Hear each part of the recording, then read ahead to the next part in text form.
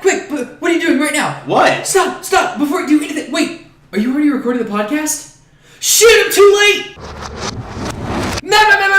I gotta tell you something. Before it's bitch. Are you recording the podcast again? Yeah. Fuck! I'm too late. Hold on. I'll be right back. Matt. You're recording the podcast already? You're time traveling again, aren't you? Fuck it. Go with the theme song.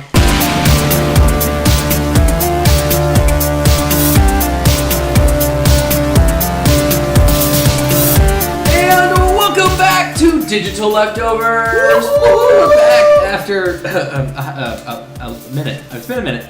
We're adults, give us a break. Yeah, we're adults. We have other, if we could do this full time and actually get paid for it, that'd be fucking amazing. But we can't because we have jobs and shit and bills to pay. And you know what's so funny about the time length between this is that the last time we recorded, you had your full-fledged beard, and then in between the last recording and this recording, you shaved. Now you pretty much have your whole full-fledged beard back. I know. It's fucking, that's how long it's been. It's either that's how long it's been or, my beard grows at a pretty decent rate. I think it's a little bit of both. Fun fact, my dog just took a piss on the floor right in front of us. That's fantastic. See, you dick. Way to start the podcast. All right. Well, Matt, we talked about it. We said we would do it, and let me mute my thing so you don't hear it. All right, before we get started, Matt, 3, 2, 1. Okay, all right, Matt, what are you drinking? Did the honors. Cherry Coke. I had a 12-pack just sitting at my house, and it's sweet. Screw it, I need to have it. Yeah. Have you ever had that? I have. Christian is drinking the blue Fanta. For those who don't know, there is a blue Fanta out now. Yeah, it's very sweet. It's very, very. I feel like what are you growling about? I feel like I'm drinking if a candy, not a candy cane. I'm a fucking idiot. If cotton candy were liquefied, that's what this would be. Cotton candy were liquefied. I've taken 2 sips, and that's my thing. I'm gonna clean up this piss. What a comparison. All right, so, ladies and gentlemen, we said we were going to do it, and we are finally getting around to it, because... Fucking Life is Strange SPOILERCAST! Guys, it took me, weeks, but I finally fucking did it. Fucking... Christian called me up, a few days ago, and was like, dude, I'm about to experience some massive fucking feelings. So here I am, I'm getting off work, it's 8 o'clock in the morning, and I'm like, you know what, I have a feeling I know what he's doing. So I get home, and I get on Discord, and lo and behold, there he is. And I'm hearing him just completely flipping the fuck out, because he was finishing Life is Strange. And I told him I wanted to be around when he got around to it. So there we were. So even Z and Tuga are experiencing feels. They're whining and dining on the couch. Hey, stop being assholes. But anyway, so I finally finished. I hope the mic is picking me up. My back is turned to it. Hold on, let me. He got around to it, and I finally finished it. Let's just say it was quite the roller coaster ride, because I knew exactly what was going to go down. I had already finished it long ago, and his little bitch ass was catching up. All right, man. All right. Before we get started, before we do any of the spoilers. Let's talk about something real quick. Oh, of course. Did you cry? Yes. I also cried. Yes. It was so good. Because, for those who don't know, this game is an interactive movie that involves a lot of decision making. And, of course, with any game like this, there's going to be one more final decision that's going to really solidify what ending you're going to get and how you're going to finish this story. Okay, hold on. Let me get back in here real quick. So, what I appreciate about this game in comparison to a game that has a choose your own adventure type, excuse me, whatever you choose ends up affecting the ending game, is that this one there is a black and white. There's no gray zone. There's no third option. There is you either do this or you do this, and that is how the game ends. And there isn't even any alterations. It's not it's just A and B. It's not A, B, A, C, B, A, B, B, B, C. There's no alterations to the two endings. It's at the end it becomes. And granted, that might make the decisions during the course of the game, moot, because none of them impact the ending, because it is just those two choices. But at the same time, isn't it about the journey? Yeah. And then the final destination. What I really appreciated is that my choices that I made leading up to it, no matter what you choose, your choices you made, like you said, are mute. I feel like a woodland creature. Anyway. But no, I appreciate that. Like, my choices during this game did not affect the ending. Oh yeah. Kind of like on the contrary, like Mass Effect. Like you could either go what is it, Renegade or Paragon, right? And even then, like that, how you played the game throughout kind of determined your ending. And or plus, like Fable. Go ahead. Don't forget Mass Effect. It's more of a dialogue game because like Life is Strange has a dialogue wheel as well, right? But it's still filtered out like the dialogue choices and then like the major choices that alter the storyline. Major choices compared to Sergeant choices. He got demoted. His twin brother got demoted. Why am I dragging this bit out? Fuck. Real quick, before we move on, I have to ask you, and I know this is a spoiler cast, we should probably get to the spoilers, but what flavor is your e-juice for your e-cig? Because that is fucking tasty smelling. It is Air Factory Blue Raz. It's basically a Blue Raspberry Jolly Rancher. It smells like a Blue Raspberry Jolly Rancher. Like, I walked through a bit of the cloud and I was going to the kitchen, and I was like, wait a minute, it smells like my house smells fucking delicious. Yeah, absolutely. Air Factory, sponsor us. I want to eat my house. Yeah, Air Factory, send us free shit. We'll talk good shit on your shit. If it's good, if it's bad, we'll fucking tell you. All right, Matthew. So, I feel like since we're doing a spoiler cast, it's only fair that we start at the start.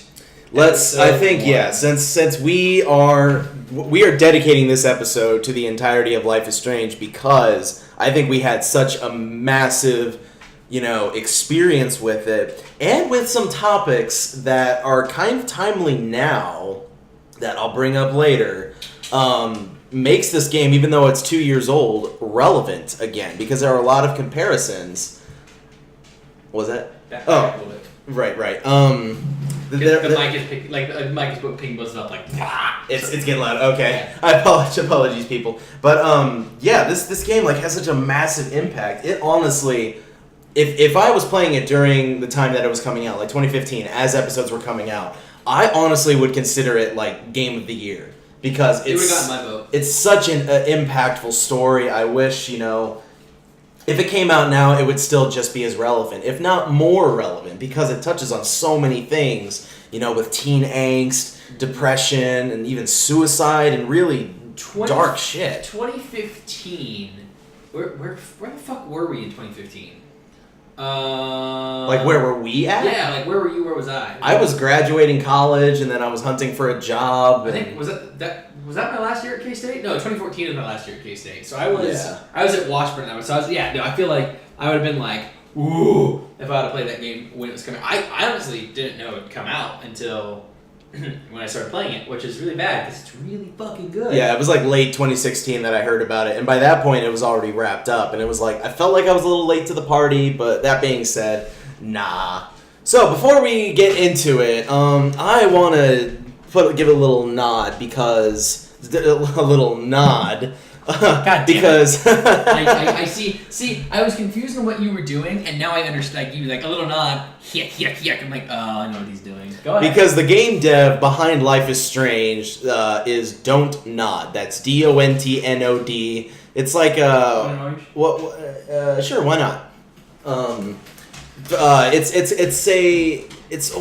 What are those called? Where it's spelled forwards and backwards the same way. Palindrome? Palindrome, yeah, Don't Nod. It's a palindrome. It's Don't Nod, spelled, forward one way, it's one word. Yeah, DONTNOD. I just realized that. Yeah, so, anyway, Don't Nod is the game dev behind Life is Strange, and I decided I want to do a little plug to them because they made a masterpiece with Life is Strange, and it turns out they're making another game that's coming out later this year. It's called Vampire or Vampire. I can't really pinpoint how it's pronounced. VAMPYR. Yeah. It's VAMPYR. You decide. Vampire. It's coming to Windows, Xbox One, and PlayStation 4 in the fall of this year. Technically, they have announced it as Q4 of 2017, which is technically around the fall time. So it's the last 4 months of this year. It's a vampire game, obviously. What? You play as Jonathan Reed, a newly turned vampire who must come to terms with his undead condition. Reed is torn between the Hippocratic Oath and his newfound bloodthirsty nature. The player is under no obligation to kill to finish the game. Undertale. Dialogue options can be used When you're hunting prey to feed on, you can seduce, you can manipulate, and force your human prey to come home with you so you can fuck them and then suck the blood out. The good old fucking suck.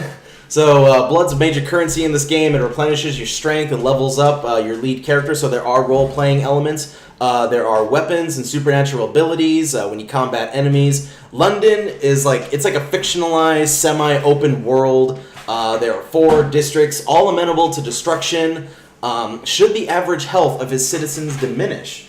So there's kind of an overall arc to this game that you are now a vampire. You have no choice but to feed. You need blood to survive, but it's up to you how you get that blood. Will you become a cold stone killer, or will you try to sneak in little drops every now and then with the kindness of your heart?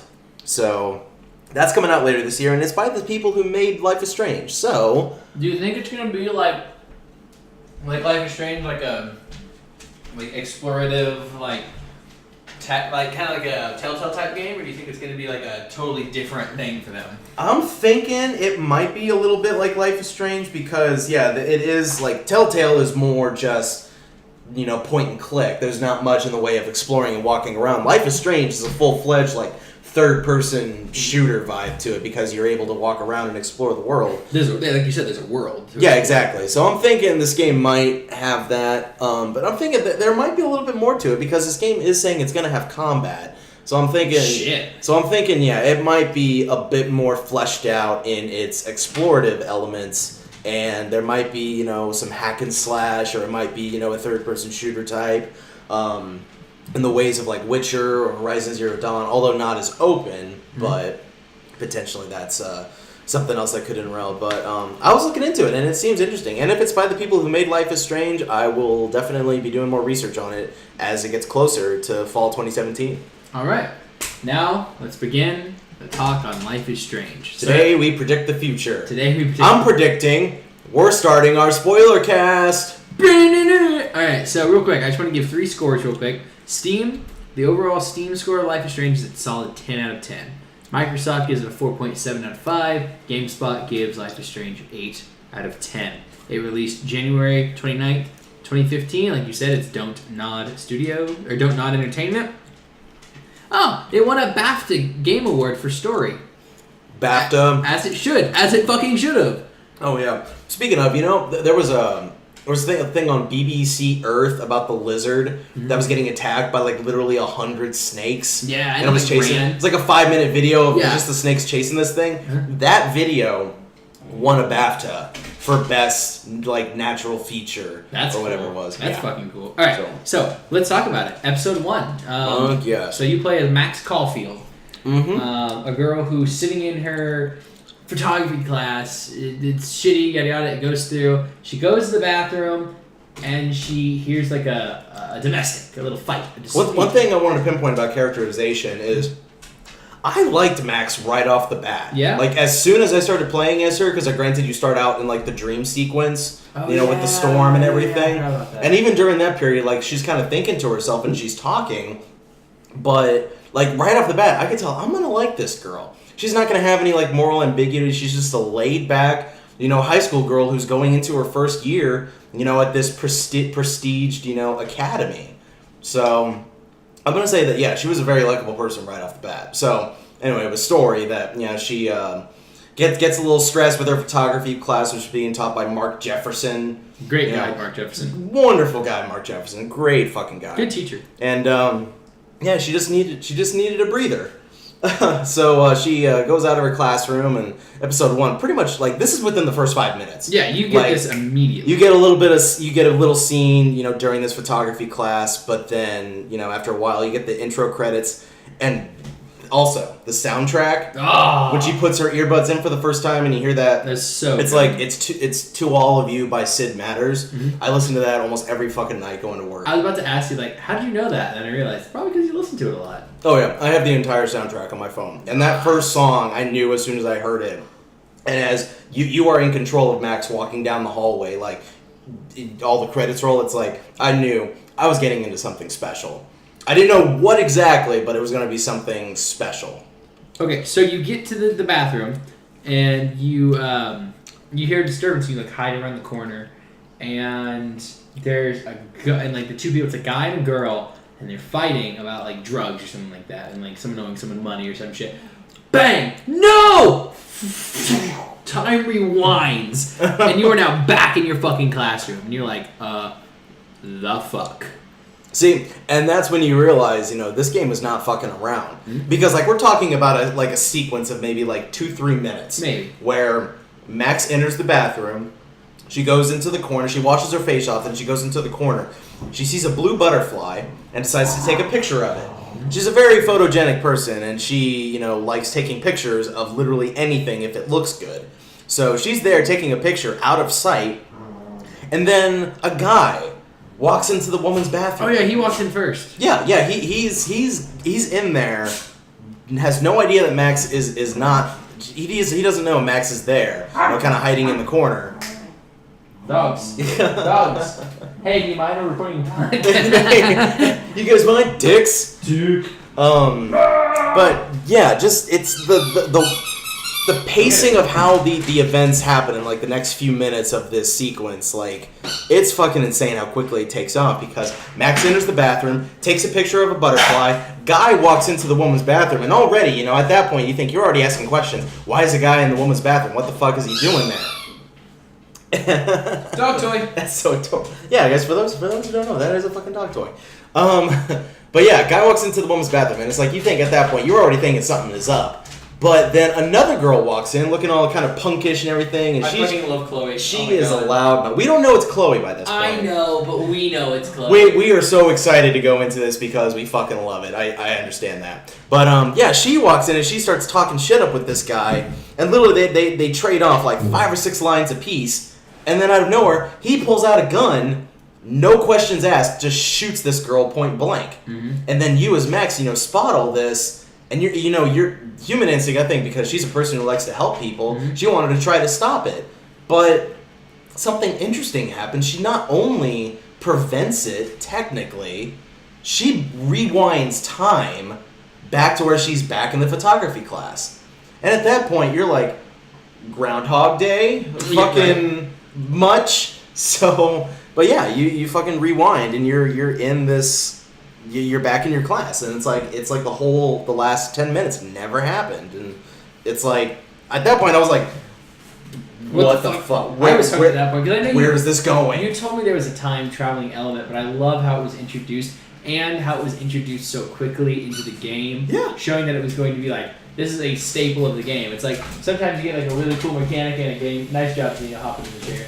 But like you get the really cool mechanic later. You don't get it immediately. Are you gonna start barking at people out the window? Don't do it. Please don't. You're loud as fuck. Anyway. Because like a lot of the first 10 minutes, it's a lot of characterization. You're introduced to, Mark Jefferson. You're introduced to Mark Jefferson's such a great teacher. I wish I had him as a teacher. I would also love him as a teacher. All right, so let's get into the shit of episode 1. So we're here. We discover that we have time powers. Didn't you love how quickly Max accepted that she had that power? Yeah, she was like, okay, that was weird. She was like, all right, let's see if this is actually a thing. And like the bitch, whatever, the blonde bitch in the classroom was like, I'm Suni, I want to answer all the questions. And like, so you knew the answer, so you rewound time. It's like, what is this style of photography called? And you use that knowledge that like before you rewound, and you're able to use that to answer the question. That's the biggest mechanic, in my opinion, on the time travel of the game, is that you unlock different dialogue trees with your time travel. Because it's like, let's say, like as one example, there's someone that you're talking to. I don't even remember their name or why you were talking to them, but I think it's like episode 2 or something like that, where it's like, I bet you don't even know my full name. And I'm like, fuck, you got me, I don't. And they tell you, you're like, nice. I bet you don't even know my full name. Bitch, you wanna bet? You are bitchy bitchface the third. Twice removed on your mother's side. Twice removed on your mother's side. And then she's like, wow, like you actually knew that. Like, oh my god. You actually care. And that's when you start getting like the teen angsty, like hey, so I found the out high school bullying kind of themes and shit, and did it's some like digging. You know how we thought Blackwell was like a college institution? Definitely a fucking high school. Is it? Yeah, she's a senior. Huh. She's 12th grader. Okay. Yeah, I know, right? Kind of changes some things, isn't it? Because that's what I was thinking. Because like a little backstory that if at the beginning when you're sitting in your chair, the very first time you're able to actually play the game, you can't really stand up, but you can read this journal that's like in your backpack, and it gives you a lot of backstory. And as it turns out, Max like left this little city, Arcadia Bay, to go to Seattle for school, and I guess she was there for like a couple years. And then, I can't remember what it was that prompted her to return. Wasn't it like... It was the class. It was the class with Mr. Jefferson. Yeah, she wanted to come back for him. She heard that Mark Jefferson had come to this big, pristine academy. Photographer Mark Jefferson had come and was like, hey, I'm going to start teaching photography. Like, bitch, I'm going home. Yeah, and then she returned because she wanted to take this class. So let's get into some spoiler shit now in episode 1.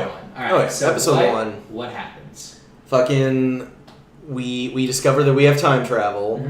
Mm-hmm. We realize that Blackwell and Arcadia Bay as a whole, everything is not as it seems. Like everyone is both a good person and a shitty person. You get a lot of characterization, but as you go on, that stuff just only gets even more real because, there's a time where I think the first real puzzle that you get to do is when you're returning to your dorm and Victoria, the snobby bitch, is blocking the way to the dorm, and she's like, you can't get past. Oh my god, yes, hold on, let me finish doing this and I want to talk about it. So you have to figure out a way to you have to figure out a way to get past this bitch to get into your dorm because you got to retrieve a flash drive or something. That's your end goal. Yeah, so she's sitting in front of the door, and you look around and you realize that the janitor on the grounds is like working on something. It's like he's like walking around, he comes out of his thing, so you have to like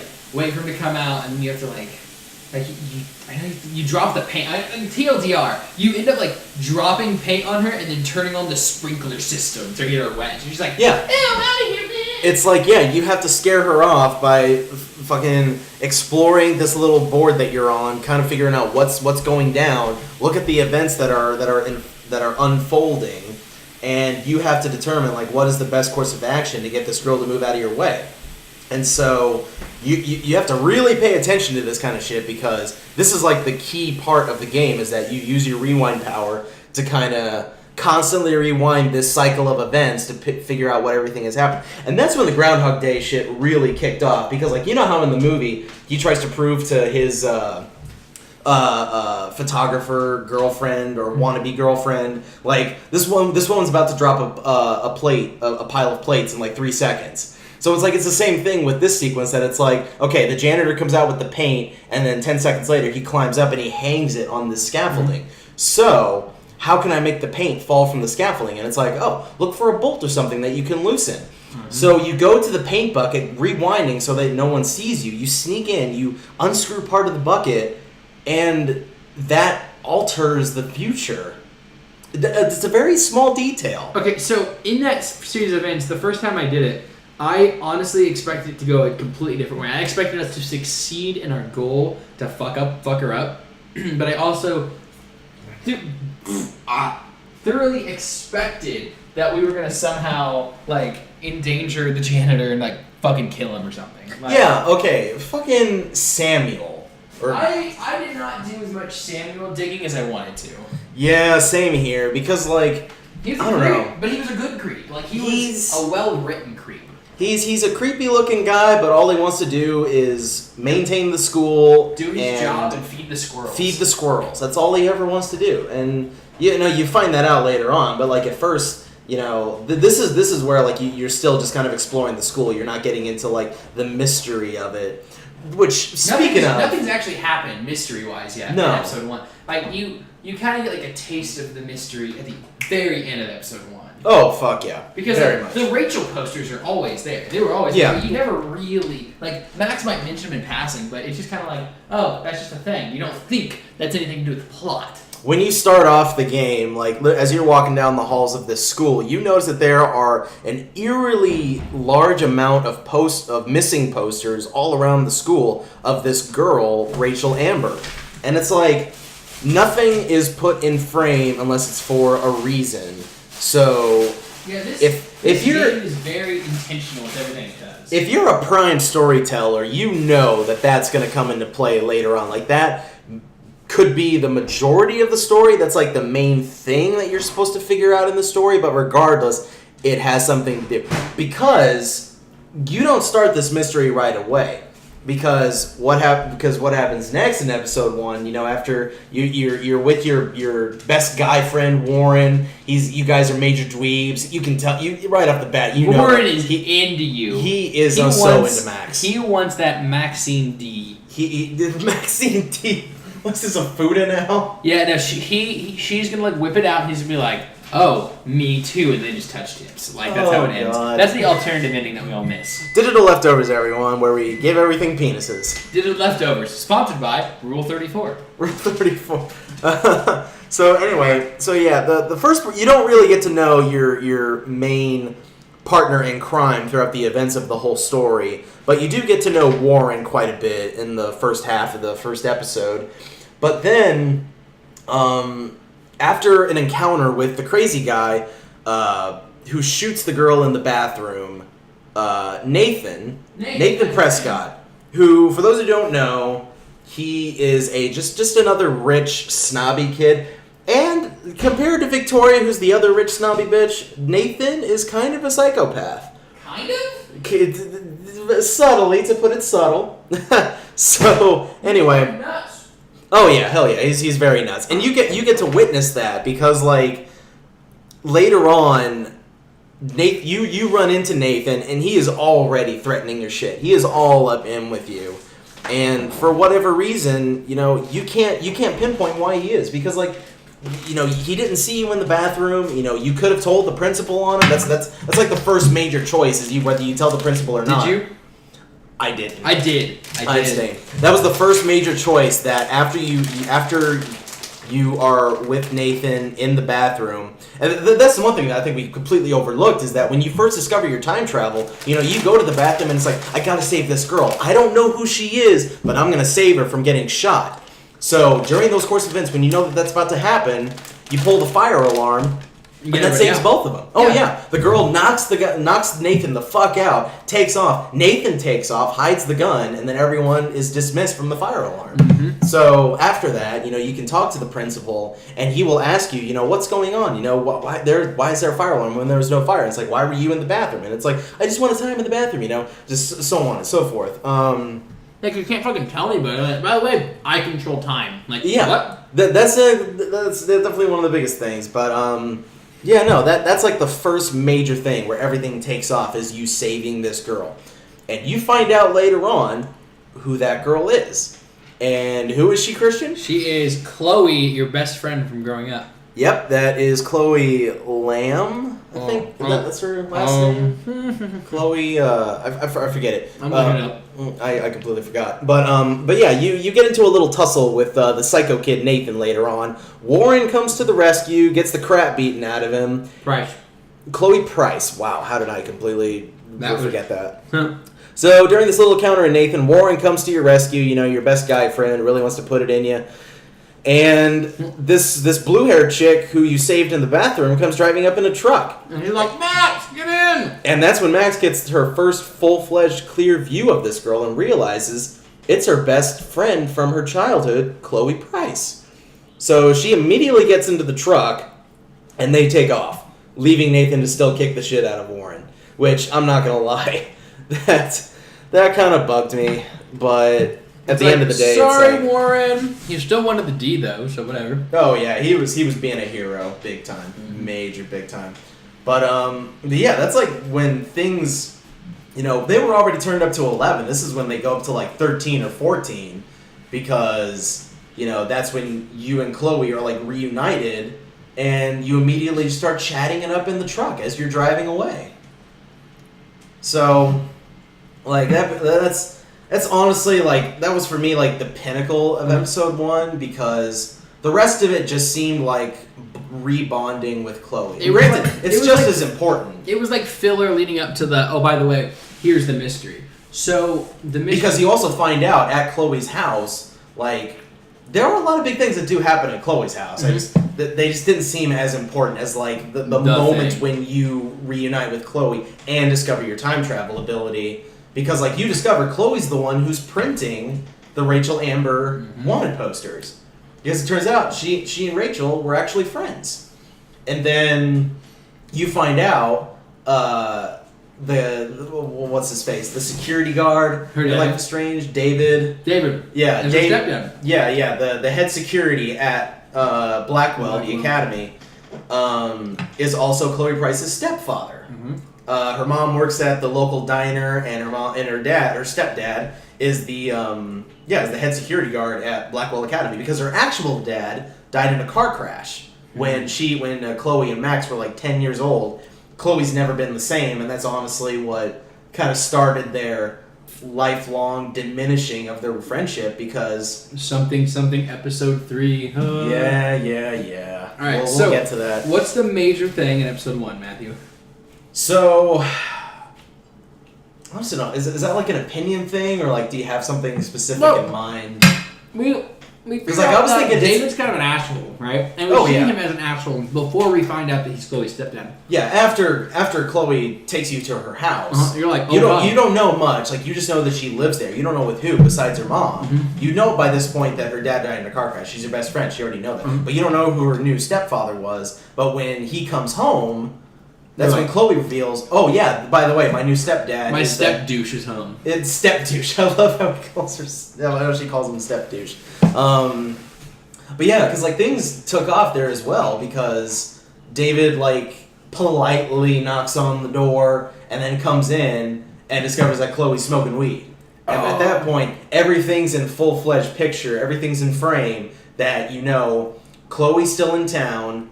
Her new stepfather is head security at Blackwell, and he's also kind of a dick to her. She's I mean, to be fair, she's also a dick to him. Very much so. But, you know, that's something that you would just have to play to find out for yourself. So, that's when things kind of began like a sort of falling action. Like you think, oh yeah, there's a resolution to this story that, you know, you and Chloe are friends again. You guys are back together and all that. Back in action. You decide to go to one of your old childhood spots next to this lighthouse. And that's when Max gets her next vision. Of the lighthouse in the storm. When you start out episode 1, you're in this storm area. There's this giant lighthouse, and there's this big-ass tornado. Coming right for the town. And it's like, you think maybe that was just a dream, maybe that was a nightmare, but at the very end of the episode, you get another vision, and that's when you realize this isn't just a nightmare. Oh, it's coming. This is something that's coming. And then, what starts falling from the sky? It starts snowing. It starts snowing in fucking October. Arcadia Bay, in October, snowing. It's on the fucking beach, and it's snowing. My dog's getting the trash on. Hey, let me asshole.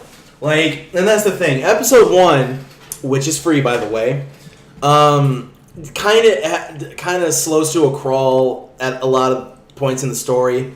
But I think for something that they're giving you for free, like I think that's the idea, is that they don't want you to start figuring out major plot elements like during the first episode of a major 5-episode story arc. Now, after we see the snowfall on Arcadia Bay, it also like hard cuts to Step Douche's like workroom where there is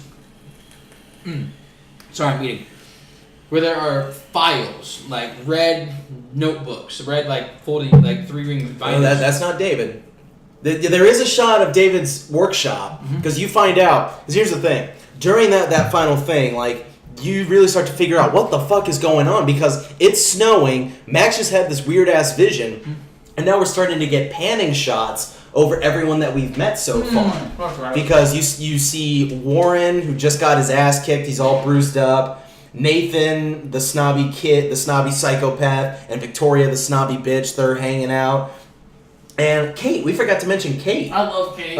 You get to meet this girl, Kate, who's also in your photography class. And so Kate is depressed as fuck. Like, right off the bat, you can tell this girl is having a really hard time, and she's not. And it's because in recent, right before the game starts, before you're introduced to the story, there is a video of her that was posted online of her at a party called the Vortex Club, which is like the party people at Arcadia Bay. It's pretty much like the overall like quote unquote fraternity / sorority. It's the cool kids at Blackwell. It's the cool kids. The Vortex Club. So she was at the party, and the video of her surfing, which she doesn't normally go to. She never goes to those parties. She's never gone to one. This is the first time. Yeah. And she got, according to the video, got really fucking drunk and started making out with lots of fucking people. Now, that may sound like, whatever. You went to a party, you made out with some people, whatever. Pardon me. Bad burp. She is a devout Christian. Yeah. And her family is even more devout Christian. And it is killing her on the inside that she has embarrassed her family religiously. Not just religiously, but like her reputation like is completely destroyed.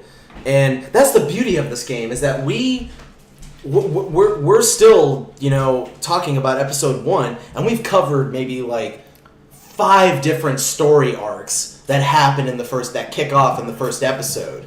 I repeat, first episode is free on Steam.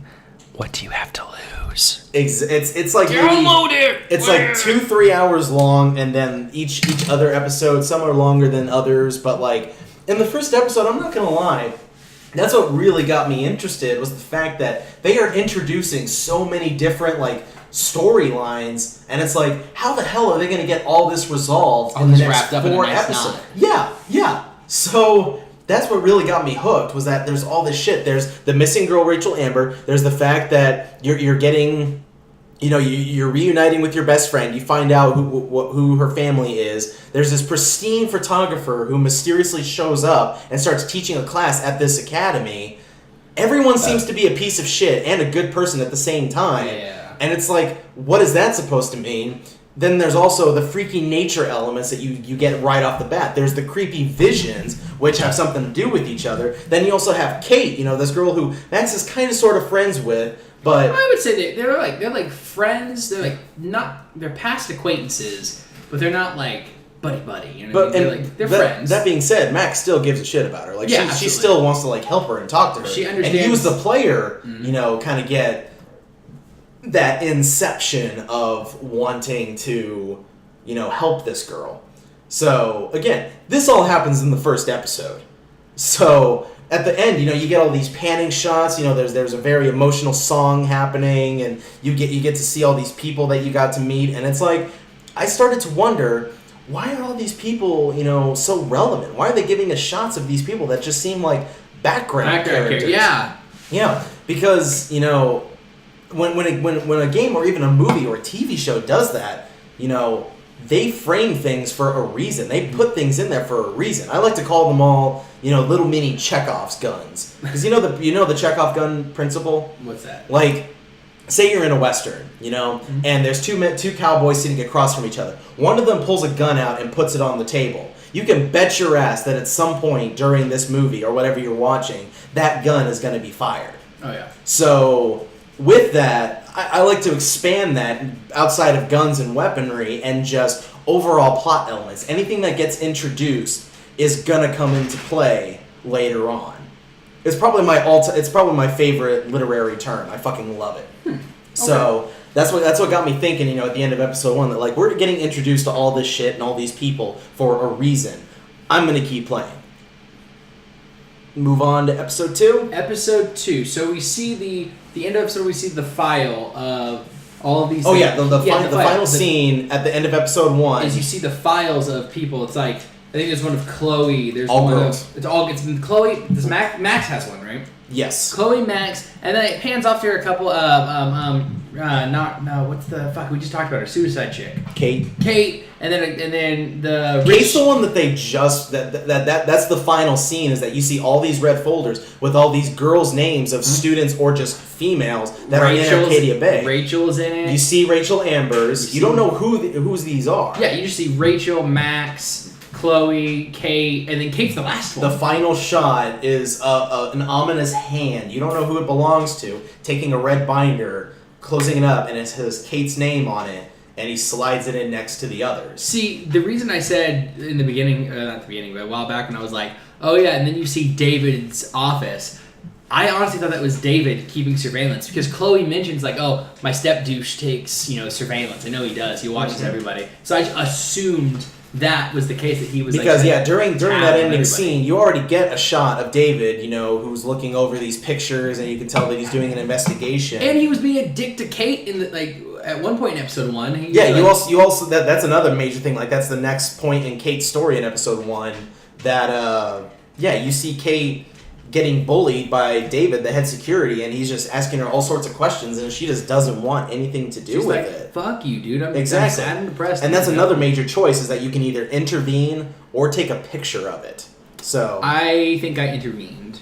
Same. I think so. Yeah, I was like, dude, just fuck off. Don't be a dick. So right, episode 2.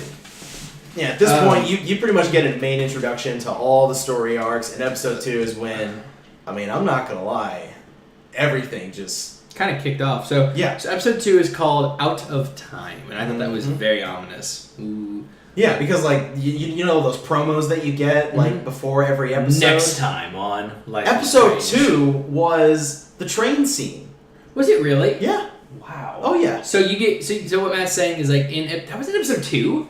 Yeah. Jesus Christ. After you finish each episode, it gives you stats of what you did and percentages of what you did compared to global stats, so you can compare what you did with your friends. And then after you hit next, you go back to the main menu to start the next episode. A little spot happens that shows what the biggest things are in the next episode. And episode 2 is Chloe's about to get run over by a train.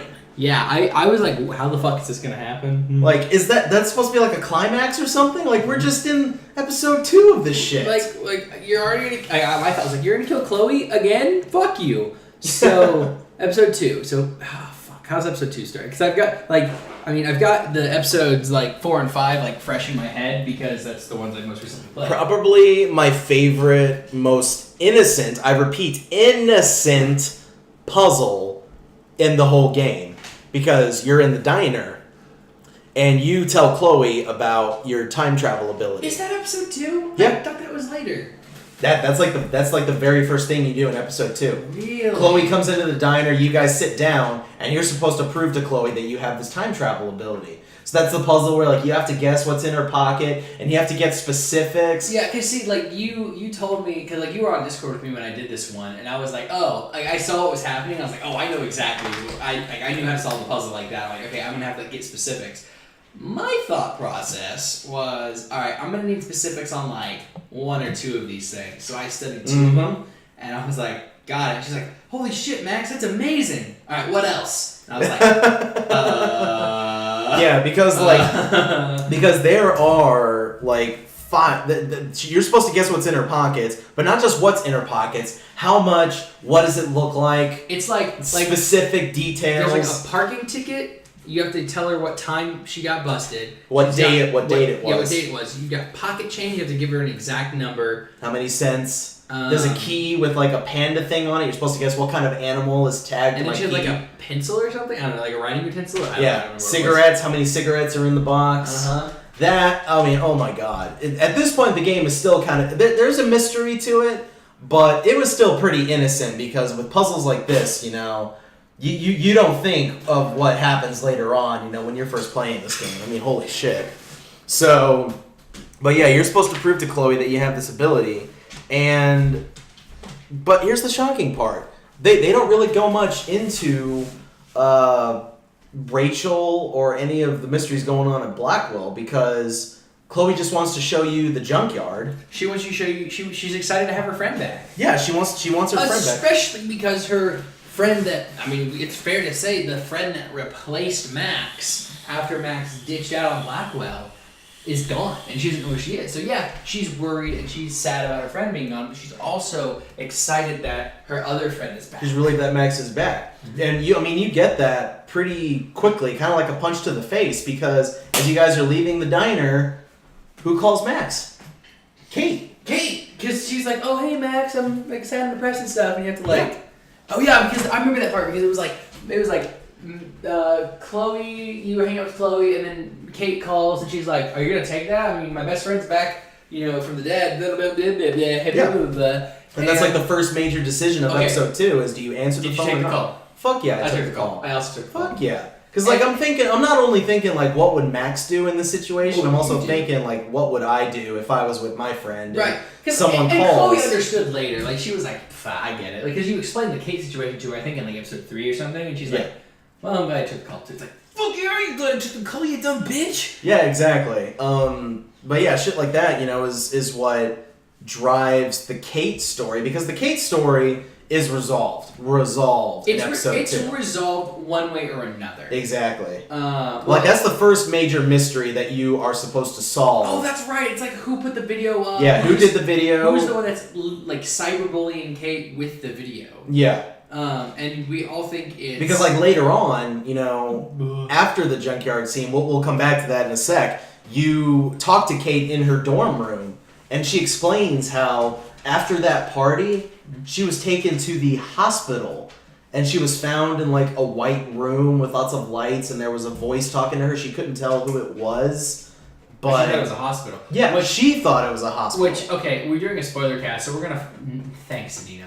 My dog just climbed up in my chair. I'm sitting a little farther away from Mike, as you can probably tell, and my dog just sat in my chair. So, also, did she poop? What it smells like shit in here. Anyway, so, it's a spoiler cast, so we can jump around to the end a little bit.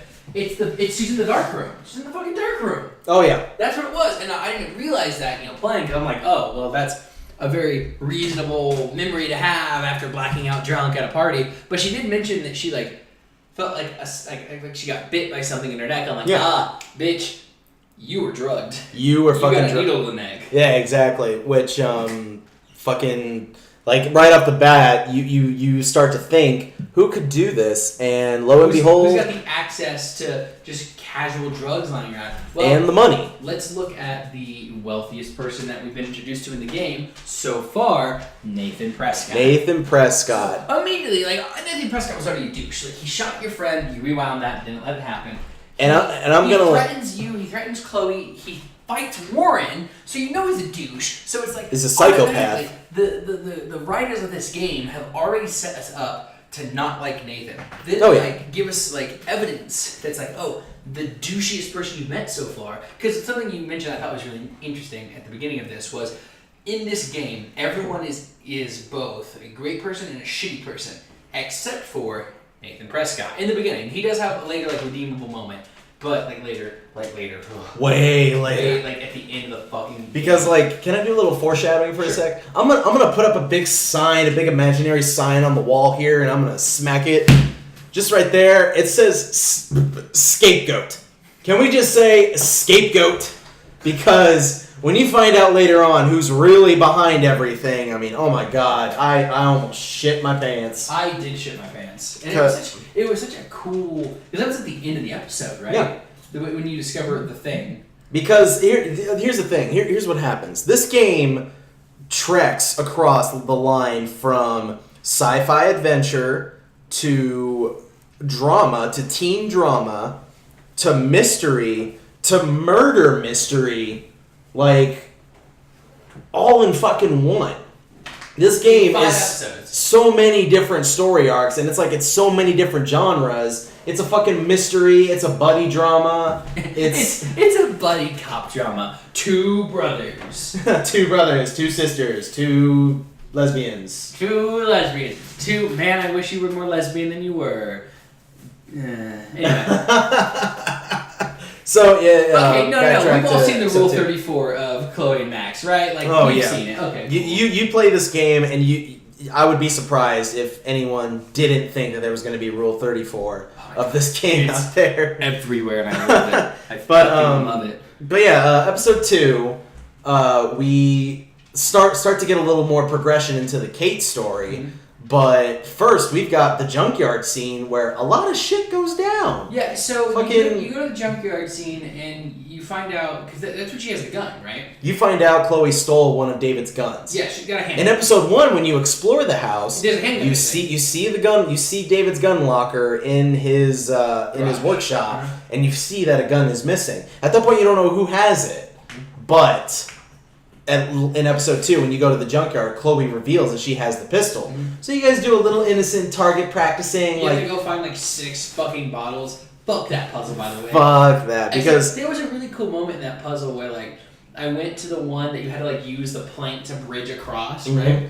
And I was like, there was one point I had to rewind for another one, and I was standing where I could see the plank, and I rewound too far to where the plank moved back to its original spot, and that was just really fucking cool. Like, they didn't do anything to the game, right? Like, there was nothing was changed. I already had the bottle in my possession. It was just cool to watch something I had done take it back. Like, actually physically see it happen. That's what I think what made this game so critically acclaimed for me, is that it made shit like finding bottles. It made shit like finding fucking bottles, entertaining. Because getting to every bottle, was its own little puzzle.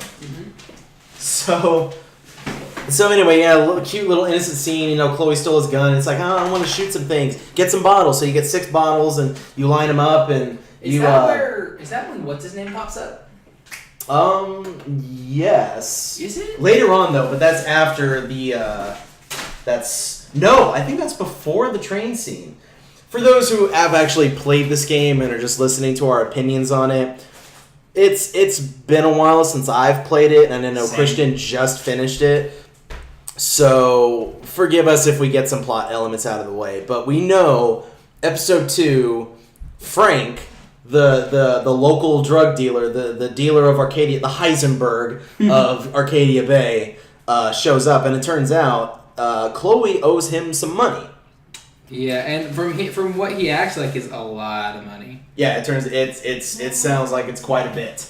But yeah, there comes another major decision where at this point, as Max, you have the gun. There was a little moment where you got to shoot a couple things. Like she shot a couple, like 2 or 3 of them, and she's like, "All right, your turn, Max." Surprise, motherfucker! Like, whoa, drug dealer, what's up, exactly. buddy? Of course, when you as the main character get the gun, the real shit starts going down, because like he shows up, starts threatening your lives, and like, then pulls a knife. Yeah, he draws a knife and like really starts getting in your business. Okay. And question. Here we go. This is another major decision. Did you shoot? I shot. I also shot. Click. Nothing. Yep. Next major decision is that you get to choose whether you shoot Frank or not. In the second fucking episode! Like, literally. This was supposed to be an innocent teen drama, and now you're starting about killing people. At this point, it's like, alright, you got a friend that's really depressed, you try to figure that out, but then you just kind of do what most people in a hick town do and, like, go off into the woods and shoot some shit. Cool. Whatever. Now you're shooting a person! You have the choice to shoot a dude! Ah! Yeah, a fucking person comes into the picture. And that's when you kind of start getting a taste of, like, the darkness that this game is actually starting to unfold. Because, I mean, even later on, it takes off. Because junkyard scene happens, then the fucking train scene where you and Max and Chloe are just walking along the train tracks. Yeah, so after that scene, you resolve the scene, he goes away, whatever. And you're like, and Chloe, at least for... Whether you shoot Frank or not, you know that you're in trouble with this guy. Right, but if you do make it click... He has a personal vendetta for you. Yeah, but Chloe is like immediately like, holy shit, Max, you're gonna shoot that dude for me to defend us? Fucking badass. I knew you were my best friend. Blah, blah, blah. And it's like, oh, good. You turned my heart attack into a heartwarming feeling. Thank you, Chloe. And then you go walking on the railroad tracks like any sane, lovely couple would do. Yeah, so they're walking around. And then how does she get? So she's like stumble and fall and get stuck, or what? They lay down on the tracks. Oh, that's like they literally like laid on the tracks. Like they just kick back, they kick their feet up, and they just lay on the train tracks and just sit and talk about. And shit. then it's like, oh, we should probably get up. Oh fuck, I'm stuck. Like fuck. Like Max gets up, and you find out Chloe got her foot stuck in like one of the railings, and then comes like what I would think is the first like real action-packed puzzle. Yeah, where you have to try to get Chloe off the tracks before the train kills her, and you like, I mean, oh my god, there's like a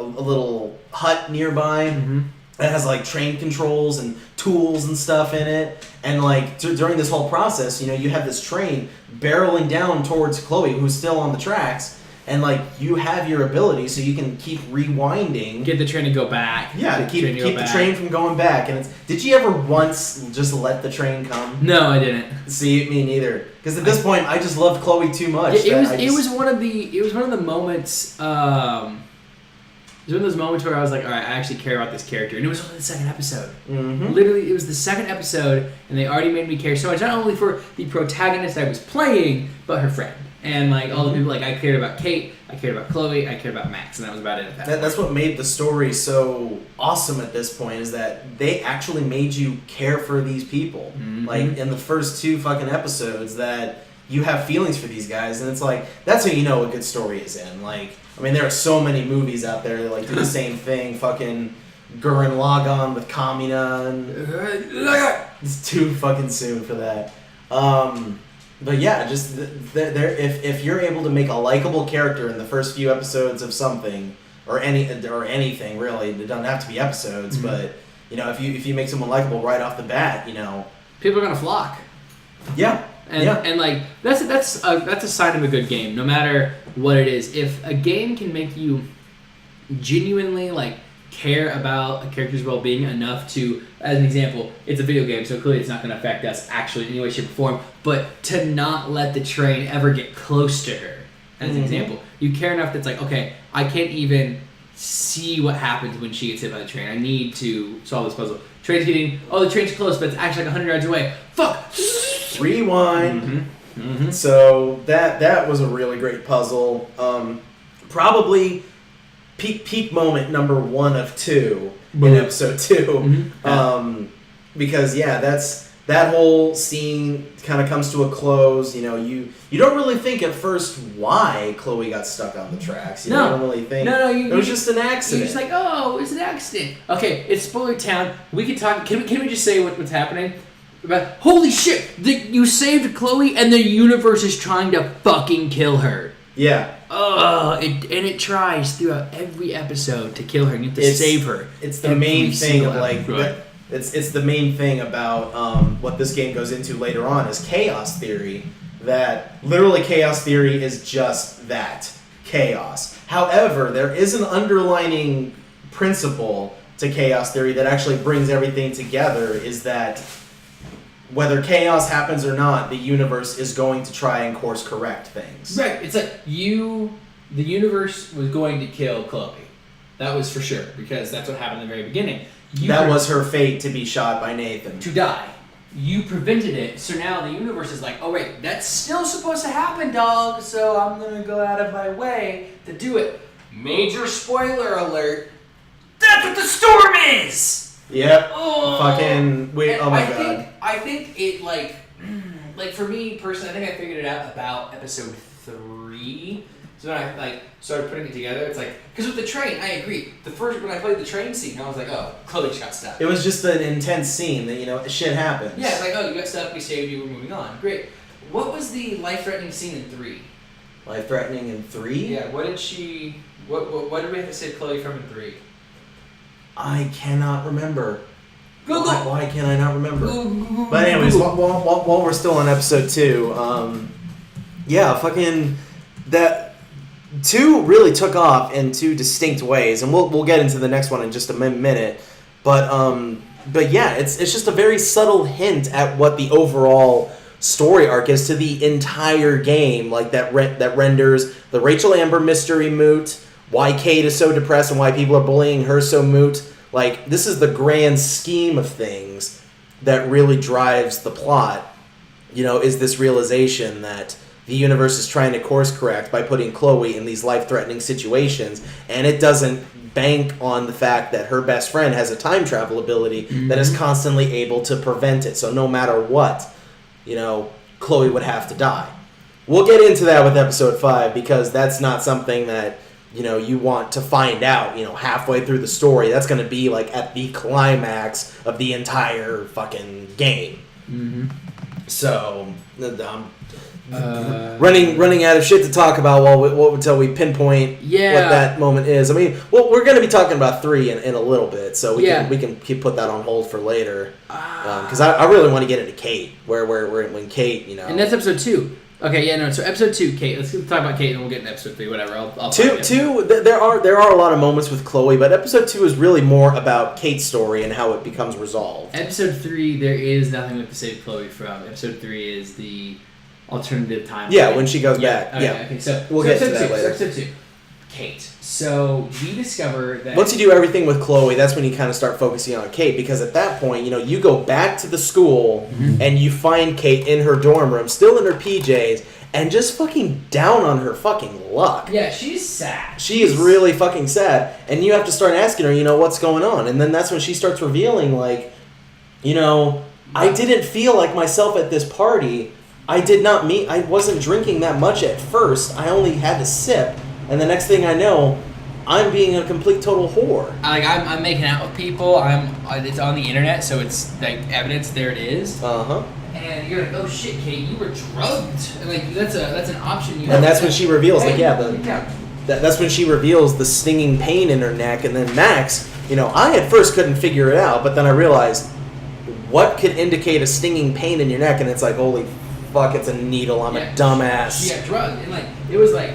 Your two options are like, oh, Kate, I'm sorry, and oh, shit, Kate, you were drugged. And I of course, I was like, Kate, you were drugged, man. And she's like, oh, really, you think so? The important part to that with Kate, with all the Kate stuff, is whatever course you take with how you speak to Kate there is, whenever you speak to Kate in that situation, whatever road you take, whether you take her side or not, is huge. Because I think that is going to play a part in what happens later with Kate. Because, which still gets resolved in this episode. You think all these decisions, are for later things, but no. Coming up right now. At the end of 2, it takes off.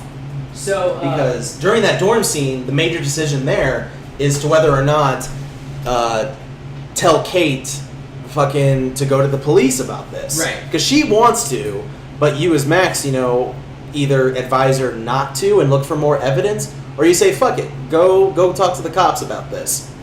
Okay, so, question time, Matthew. Tell her to the cops, or not? Or get more evidence? I told her to get more evidence. I think I did too. Because, I was thinking, I still wanted to be rational, because even though I was there for her as a friend, I still didn't want her to get in even more trouble, because I was afraid that her going to the cops would just damage her reputation even further, because people would think of her as a snoop, or what is it?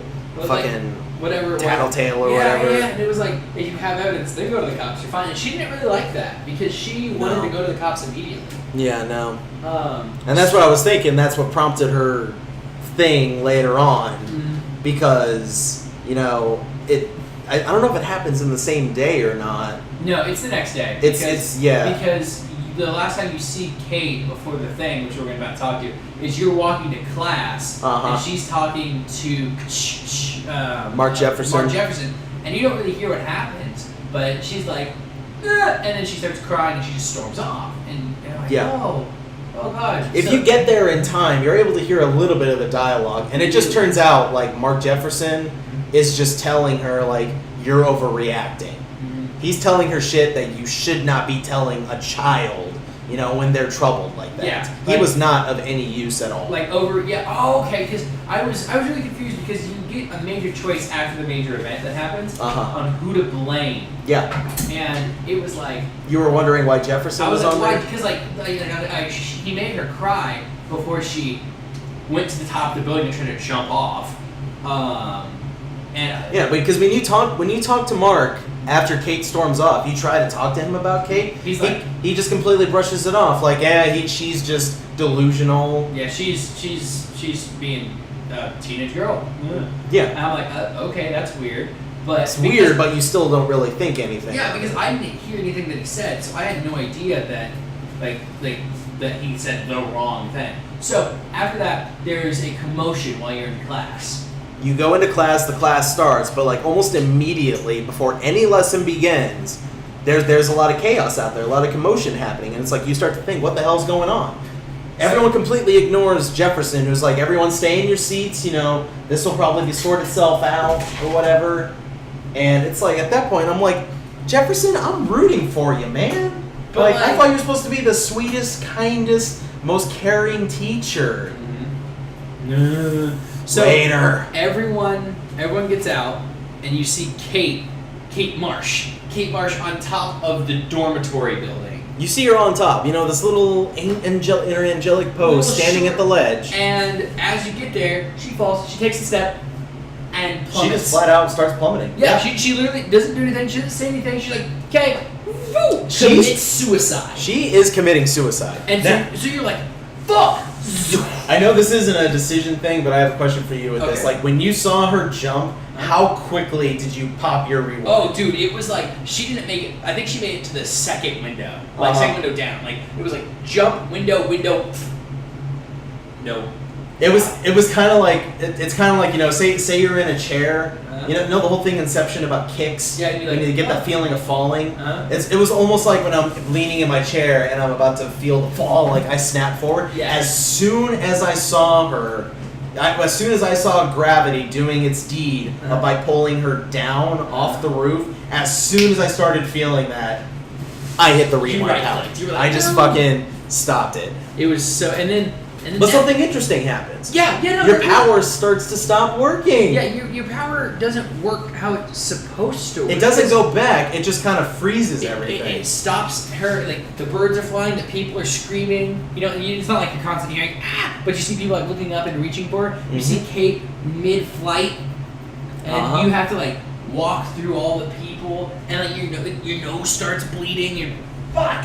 What the fuck? My power! Have you haven't seen Logan yet? Have you? I haven't seen Logan yet. No. Oh, okay. There's a scene that's kind of reminiscent of that, where like everything is like frozen, and there's that one person that's trying to like make their way through it all because like everyone else is frozen in time or something.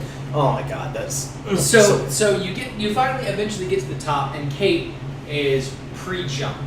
And then that's when you realize you don't have control of your power anymore. Like, your power rewinds you there, you're there with her, and she's like, wait, Max, the fuck you doing? She doesn't say fuck, she's too innocent for that. Like, what the fuck you doing here? And you explain to her, it's like, yada, yada. Now, here's something that it wasn't really a spoiler you did for me, but you told me to research Kate in the game. Like, find out as much information as you can on Kate. I found one bit of information, and it was her bitch ass of a mom being a supportive and loving parental figure. Sarcasm. To her daughter, who was going through this tough time, and she was like, we're really disappointed in you, we'll pray for you and shit. And it's like generic, like, not supportive at all bullshit. And I was like, oh, cool, so I know, because the decision you have to make there is you're talking to her, and you're talking her down from the ledge, and then you have, I think, really all the major decisions you've had up to this point have been either do this or do this, right? This is the first one that there were 4 options. Right. And you had to, the goal was to tell Kate which one of her family members actually has her back. And it's like listen, so you find out that her mom is not the one to go for. Right. Because her mom is a colossal bitch.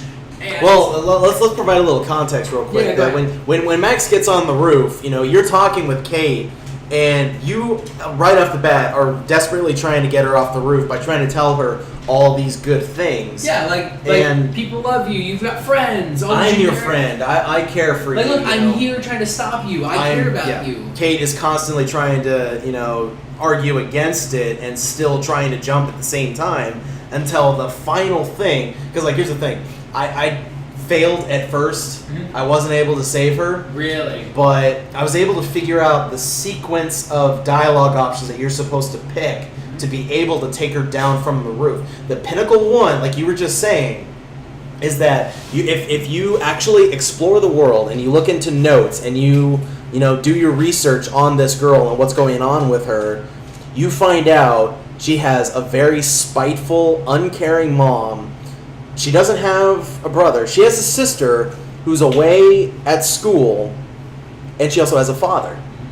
And her father is the most caring of all of them. And see, I didn't even find the father note. I saw the sister note, and I saw the mother note, but I never found the father one in exploration. But I was like, sister, mother, absolutely not. So I just went with the opposite. That's why I picked father. And I tell you what, Matthew, I have a Fitbit on when I was playing that, and my heart rate was like...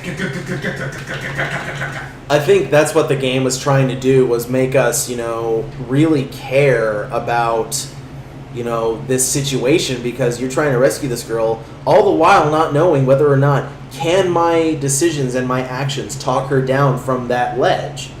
And then you realize that is an option. So...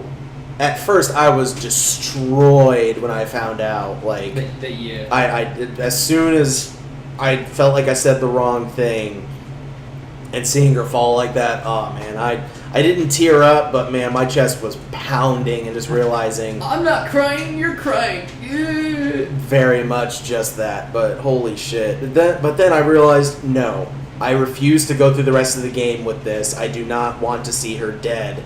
So I went back. And I started researching. I started poking around and seeing what dialogue leads to what. Looking for the subtle hints in Kate's, her little specific things like her tone. How did the dialogue options change her tone? Or her facial expressions or anything like that. I was really looking into it like a psychologist would even.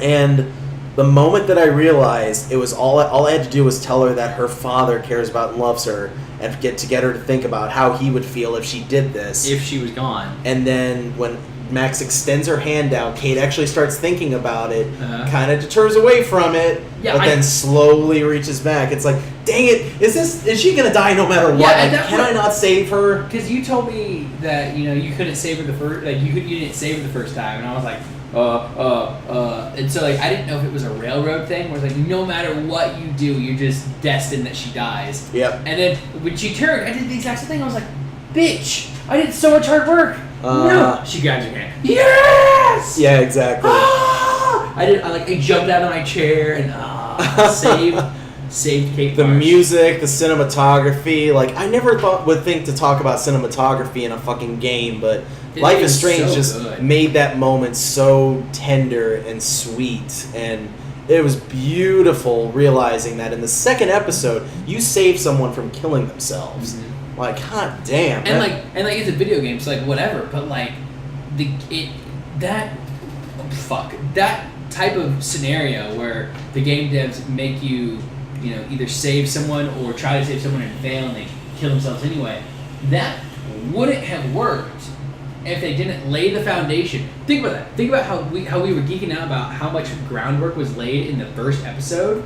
Imagine if they would have stumbled on it or not laid the foundation for Kate Marsh's, depression in episode 1. There would have been not as big of an impact. And they wrote it so well that it's there was a build-up. Because suicide is really fucking impactful no matter which way you swing it, right? But in a fictional story like that, you need to actually give a shit about the character that's trying to off themselves, or else what's the impact? For you refused to have your save file be she died, so you went back because you gave a shit. The game made you care. The game really did, because it's I have to find out if I can save her or not, because that was something about this game that just that provoked a challenge. Because when we were little, we played exploratory games like Banjo-Kazooie or Donkey Kong 64, stuff where you see things at first that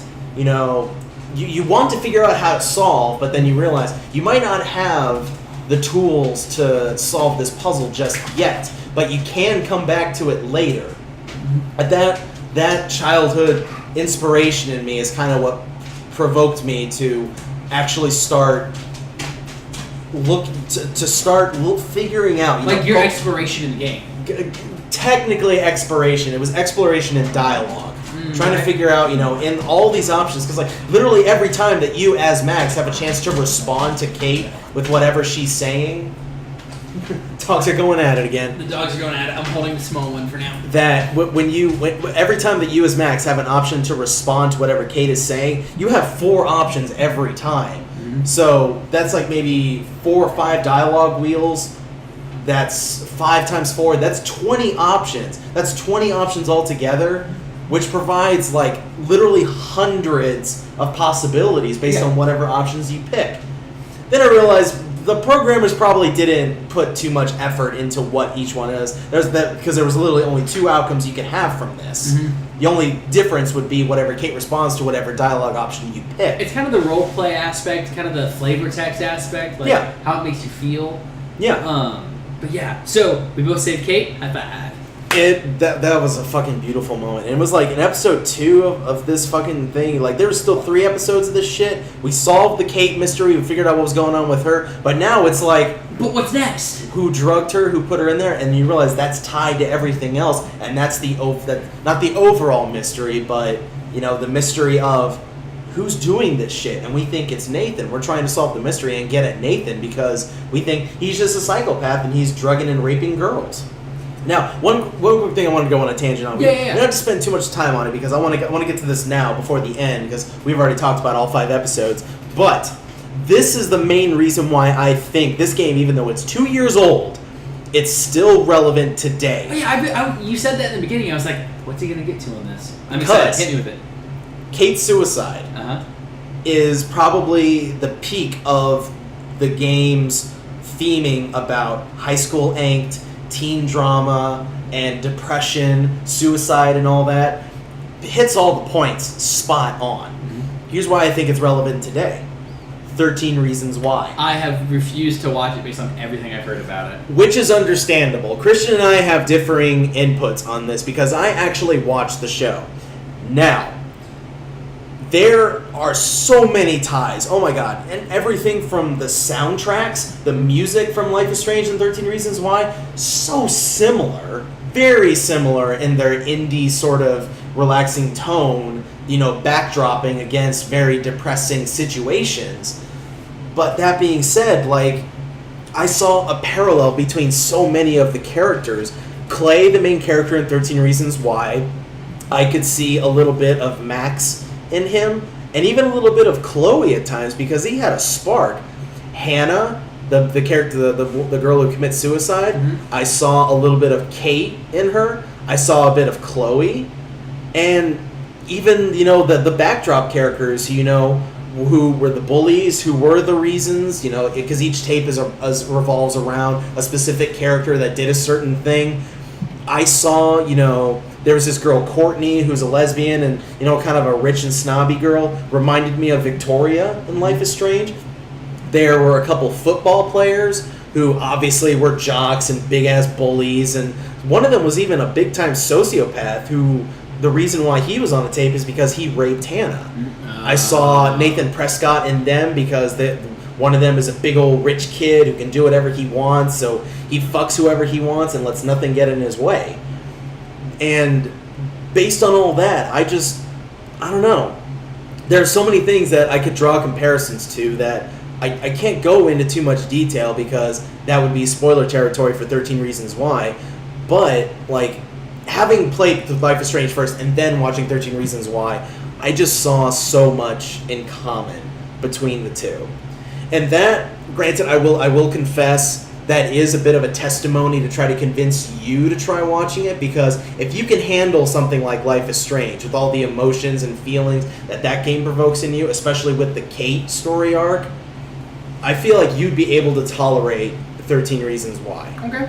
I'll have to give that at least a try and like give it exactly. And I can understand, you know, some people knock it before they try it. This is one case where I feel like it's okay to knock it before you try it because it is a very touchy subject, especially in today's society. You know, young kids who are dealing with mental health, you know, depression, getting anxious about everything, you know, and even considering committing suicide. That stuff like Life is Strange and 13 Reasons Why, I think at least, are good, you know, hypotheticals that go into this subject without having to experience any of it yourself. So, I don't know. I just saw a lot of parallels. The fact that they both involve a character who is suicidal, and just the theming of it, trying to figure out what was going on. Like, 'cause even 13 Reasons Why, even though it was just about a high school girl's suicide, there was a mystery to it. That throughout all 13 episodes, Clay, the one person who cares, you know, who is listening to these tapes, is trying to figure out, you know, what happened. And the reason is so simple. His reason is simple. Everyone else, it's so obvious. Granted, the message is a little bit on the nose. The final solution and everything is a bit on the nose, but that being said, for something, talking about such a touchy subject, you kind of need to get in the viewer's face about it. You're like, hey, look at it. Look at it. It's a clear 1080p HD in your face. Exactly, which kind of deterred away from it, but I still found it to be entertaining. And Life is Strange, does the same thing, but they don't put it on the nose as much because it's not so much about this girl who is suicidal, it's not about the suicide, dealing with bullying and depression and all that. But that being said, episode 1 and 2 really brought it full circle, talking about that subject and everything around it, like the depression and the bullying and the social anxiety. And like you were saying, it can be such a simple thing, like a little thing or a big thing. It's like what tipped the fucking scale. Thank you. What the fuck's the word I'm looking for? What tips the scale for the final decision to offer herself or not is who's the one that actually gives a shit about her. It's like, and if you say the wrong person, it's like, wait, you're right. That person doesn't give. You say the mom, like that person doesn't give a shit about me. Done. Which 13 Reasons Why has the same thing. The only person who really cared about Hannah was Clay. The guy who's like the protagonist. Yeah, the protagonist who worked with her at a movie theater. Went on a couple dates with her, was there with her, doing all the shit that the other people were doing to her, posting naked pictures of her online and shit. And, I mean, Kate did the same thing too. Yeah. She had her reasons that someone put a video up and everyone thought it was a joke and all funny and everything. But it was ruining her life. Until they drive her to jump off the fucking roof. And they're like, oh shit, maybe. And it's like, all assholes. Exactly. And it's not until that person dies that everyone starts waking up. Right. Granted, 13 Reasons, no matter what, Hannah's gone. Yeah. That's a given. But in Life is Strange, you have the option. Life is Strange, you are the person trying to save this person's life, and it just made it so much more touching because you have a say in it. It's an interactive adventure that you have a say in. So before we transition into episode 3, I looked up some interesting statistics on Life is Strange. Uh-huh. And in 2015, at the I'm just doing one award for it, right? The Golden Joystick Awards. It was nominated for 6 awards, right?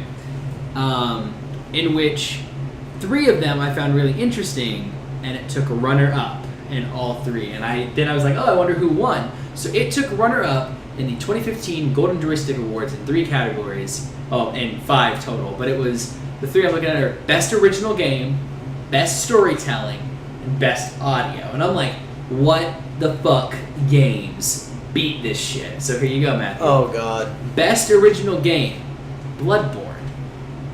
Original game, because original game can mean so many things. Best Storytelling went to The Witcher 3. I'll give it that. I heard that has fantastic storytelling. Because Witcher 3, has a setting, like a giant world. Yeah, it's an lot epic. to pull from. Compared to Life is Strange, Witcher 3 is an epic. It's like comparing Lord of the Rings to fucking Birdman or something.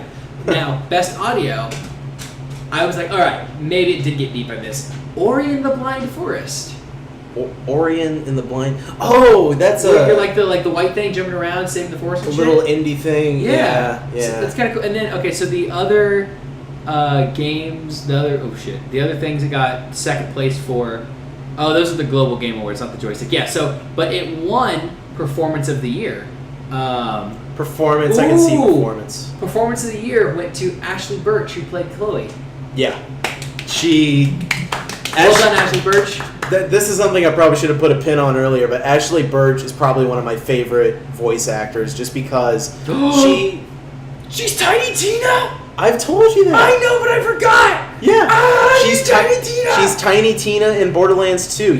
This 12-year-old loudmouth, psychopathic, yet lovable and enjoyable, little engineer named Tiny Tina. She's also, I've said this before, Aloy from Horizon Zero Dawn. Oh, yeah, I remember that. Her character in Horizon is a bit similar to Chloe, that you can hear her voice in it. But, yeah. She's in Battleborn. I know you have a thing with Battleborn. Yeah. Oh, yeah. She's, There's a little hero. Orindy. You know. Yeah. Basically, she's Tiny Tina in that too. Is she really? Because when you play as her, you hear her voice lines and everything. And you're like, she screams and she has that like little nasaliness to her voice. It's basically Tiny Tina, just as like a little elf witch or whatever. Nice. That alone kind of makes me want to play that game. So it's pretty fun. Neat. I'm looking back at her like voice acting.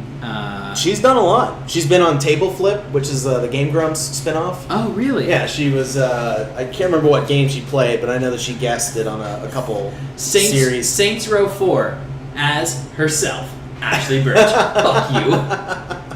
That's awesome. Okay. Okay. Cool. All right. So yeah, we episode 3. That was a lot of tangents. Yes. But yeah, just to wrap up my discussion that, if you, for those who are listening, who deal with, sad things, or, you're feeling depressed, you're feeling constantly weighed down, you're always defeated and everything, like, I just want to give a warning that when I recommend to watch stuff like 13 Reasons or play Life is Strange, like, I'm not trying to give you a prescription. I'm not trying to, give you something that will solve your problems. But, like I said earlier, they are strictly just hypotheticals. These are stories that do not revolve around your situation because every person is unique. So, because of that, don't feel afraid to go out and try to fix your issues, because at the end of the day, anyone who truly cares about you would really stick around. And don't hesitate to go out and get that help. Because, again, stuff like this, it's strictly hypotheticals. It's all just stuff that, it gives an example of what happens in these sorts of situations. And try to find relations, but at the same time, don't make it revolve around you. Don't tie these stories to you, because that's why I think there's so much danger about 13 Reasons glorifying suicide. Yeah, that's the one thing that I feel is the reason I haven't watched it yet, is because everyone, except for you, has told me about it. It's like they refuse to watch it because it like glorifies it romanticizes suicide, which is really frightening to me, because like, let's say there's someone that's going through depression that doesn't have that state of mind where they can't separate what they're watching from what's going on in their own head, right? That person's going to see that and be like, oh, suicide's beautiful. I was right all along. And everyone will miss me when I'm gone. See. No, don't tell people that. That's so bad. Don't tell people that. Now, that's why Life is Strange and 13 Reasons are so great in portraying that, because Life is Strange shows the emotional side of it. 13 Reasons shows the brutal, practical side of it. Because in 13 Reasons, you see everything. You see her in the tub with the razor, cutting, and bleeding out. Okay, real quick. Tangent, and we can get back at all this shit. The one thing that like I have to turn away from in any given film, movie, video game is if someone takes a razor to their skin. I cannot watch it. Like, it literally makes my skin crawl. Like, I see it, I'm like, no. And I'm out. There's a movie called Wrist Cutters. Have you seen it? Wrist Cutters. Oh, yeah. Oh, my God. Such a great fucking movie. Stop this podcast right now if you haven't seen Wrist Cutters. Go watch it. Get, like, a bar of chocolate because you're going to fucking need it. And then come back and finish this podcast. That's another great hypothetical in the discussion about suicide. The movie literally starts with him going, I'm going to clean my house. And it's like, the music's playing, he's cleaning his house. I'm like, all right, cool, so this is the protagonist. Great, let's keep going. And then he's like, his house is clean. Good for you, man, you got a clean house. Then he puts on nice clothes. And I'm like, sweet, good looking clothes, man, nice. He's getting ready for a date or something. Yeah, like, sweet. He's staring into the mirror like, it's okay, you got this, man. But and then he looks down, I'm like, all the color in your face is gone. Oh. The sink is filled with blood. The sink is literally filled with red goop. Oh. You wanted to be a pretty corpse. Got it. Oh. See, and now that's the thing. And they show you his scar line later in the movie. Oh my God! Yeah. And it wasn't like he like went, okay, I'm done. He was like, yeah. Because the rest of the movie takes place in like this limbo where suicidal people, where people who commit suicide go, and they have their wounds. They have whatever happened to them. You see, Ron Swanson. Ron Swanson. What's the actor's name? He's the Nick Offerman. Nick Offerman. He's like a cop or something. He's got his cop hat on, and then he takes it off once, and there's a fucking exit wound from a bullet. It's like, wow. Yeah, so like he put a shotgun to his head. Now, I don't want to make this an argument, but one point that I want to make is I don't remember seeing much controversy in that movie, which literally has all the characters in that movie, besides the first 5 minutes, all the characters have committed suicide because they're in this limbo. And I agree with you. There was no controversy about it. But let me tell you a secret about it, Matt. I never heard of that movie until I started dating Daphne. It was so underground. I think people shouldn't give a fuck. You know what I mean? It didn't hit like major motion pictures and shit like that. Like I said, never had heard about it. So I think if it would have gotten more press, it probably would have gotten some type of flack from somebody that got offended by it. Yeah. But I really like that because like it's, again, like you said, another one of those like window into the situation. Yeah. Because like you and I, people with anxiety and depression, we can look at that and like appreciate it and like relate it to us enough, a healthy amount. Knowing that we are grounded enough that we don't slip into this psychosis, is what it's called, into thinking like, oh my god, this is us. That's me. Like, oh my god, Ooh. What if I kill myself and end up in this limbo and I get some life-changing situation? I have some angel come down and be like, man, it's good to know people in high places, and then you get brought back to life. Yeah. Through this godly essence or whatever. But here's it's the like, thing, we're smarter than that. So exactly. So now I can understand why. Yeah, that's why I think I'm able to say it's okay to watch 13 Reasons Why, is because maybe the majority of the population of people who watch this kind of stuff would possibly slip into that mindset. They'd get triggered by it. Like, it's okay. That's the best way to say it. Like, they would see it and it would trigger them. It's one of Daphne's favorite movies, and she struggles with that kind of shit too. So it's like, I was like, I get it now. I get why it's one of your favorite movies. Because it tackles it. Yeah, so great. Which is okay. The only thing I'm trying to say is, if something like that is okay, I don't see how if you can handle something like Wrist Cutters, I don't see how you couldn't handle 13 Reasons. I'll give it a shot. It's on Netflix, right? Yeah. Oh yeah, I'll give it a shot. It's a Netflix show, right? It's a Netflix original. Okay, I'll have to give it a shot. That being said, I'm just saying, try it. You don't have to. You don't want to. Whatever. Anyway. That being said, Episode 3. Episode 3, which is called Chaos Theory. Alright, Matt. So probably by the end of this episode, I knew this story was not going to end well. No, I knew. I knew that the universe was coming after Chloe, and it was going to kill her. The only real memorable thing I remember about episode 3 is the ending, like what everybody goes through. But I know there's shit like that goes on during the episode that we can discuss. We're running a little long on time. Let's talk about like the major impactful moments. I honestly bitch, you bit me in the back of the leg. Fuck you. She doesn't like bite you, but she's a puppy. She's got needle teeth, and she like scratches the back of my leg with her mouth. You're so cute. Stop it.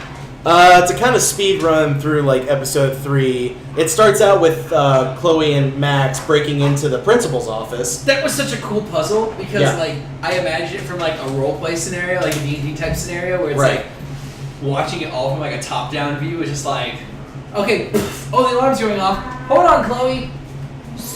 So what you do is you message Warren. Right? Because you text Warren and he teaches you how to make a bomb. Because you decide, we can't pick the lock. Let's pipe bomb this shit. Exactly. So you literally go to the chemistry room of your high school, get the ingredients for a pipe bomb, make it, blow up the door, then the alarm goes off. Yep. And so I was like, this is easy. So you walk into the exploded door, rewind time, door's fixed. Chloe's sitting there picking locks. You're just like, hey bitch, and she's like, fucking time travel, fuck shit, bitch. Like, you know it. One quick thing I wanted to point on. So it snows at the end of episode 1. What happens at the end of episode 2? 2 moons. 2 moons. No. The something blocks the sun. The moon blocks the sun. Oh yeah, there's a solar eclipse. The solar eclipse. So That's something else that we want to put a point on because that's going to come back to the end of the episode. All these freaky nature things that happen. Yeah, it snows at an unseasonal time. There's an unscheduled solar eclipse. Yeah. Because, it's a modern day game. It takes place in the modern time. Right. We have the technology to be like, there's going to be a solar eclipse in a week. No one knew it was coming. And there it was like, oh. And story-wise, at the beginning of episode 3, Max and Chloe agree that they're going to figure out what the fuck is going on, why was Kate so tortured, and how does that tie into Rachel Amber missing? Because at that point, Chloe really wants to try to find her friend. Yeah. Because she knows Rachel is missing. She thinks something bad might have happened to her. But she still thinks she's alive. And Max agrees to ultimately figure that out. Mm-hmm. So at the beginning of episode 3, they go to the principal's office to try to investigate. They break in. Fun little moment where Max goes in, turns the alarm off, and then she rewinds. The door is sealed up again. She opens it up, and Chloe's like, "What the fuck? You fucking..." That was a funny moment. It's so good. But yeah, they're starting to investigate. They start to get some shit in, and at the next day, the drug dealer Frank, they break into his RV, and that's when they find out Rachel and Frank were dating. a thing. They were a thing, and that breaks Chloe's heart. And this is when I was like, damn, the drama in this fucking story is peaking. Yeah, it wasn't until Max finds out. Chloe blames her father for all this. Her actual father. Yeah, her dad. The father who died in a car crash when they were both like 10 years old. Birth dad. Yeah, birth dad. So, Chloe drops Max off at her dorm. She goes in. She pulls out a picture. This was so fucking cool! This was like the next big mechanic that we're introduced to. So, like, time travel mechanics throughout the game, we know about that at this point. You get the ability to look at a photo that you're in. She has to be in it. No, she has to take it. It was her dad that took it. It was a picture of Max and Chloe as youngins. So she looks at it, and then she's like, whoa, what was that? And then you starts to see like a flicker. Yeah, you see a flicker in the photo, and then there's a little mini game where you have to get the photo is out of focus, and you have to get it into focus. And once you achieve that, you are then transported to the time and the place that the photo was taken. And where does the photo take you? It takes you to the day Chloe's fucking dad dies! You literally blew Skidoo, We Can Too, into the picture. Max Skidoo, We Can Too. You literally jump into this picture to that time period, and then that's when you start to get a little characterization into Chloe's dad. Yeah. You start to figure out, he's a cool fucking He was guy. a fucking great dad. The swear jar and the fucking, like the that's $1 for the swear jar. You mean your college fund. Oh my god. Chloe's dad was so quotable. And yeah, you find out Chloe's dad is about to go out and pick up Chloe's mom at the supermarket or whatever because their car broke down. Yeah, the car. No. It was like they only had one car because how did you get there, right? And it's like, oh, you missed the bus or your car. It was one of those things. Yeah. You couldn't get home. And he's like, yeah, I'll come get you. And on the way to pick up his wife, tragedy strikes. So.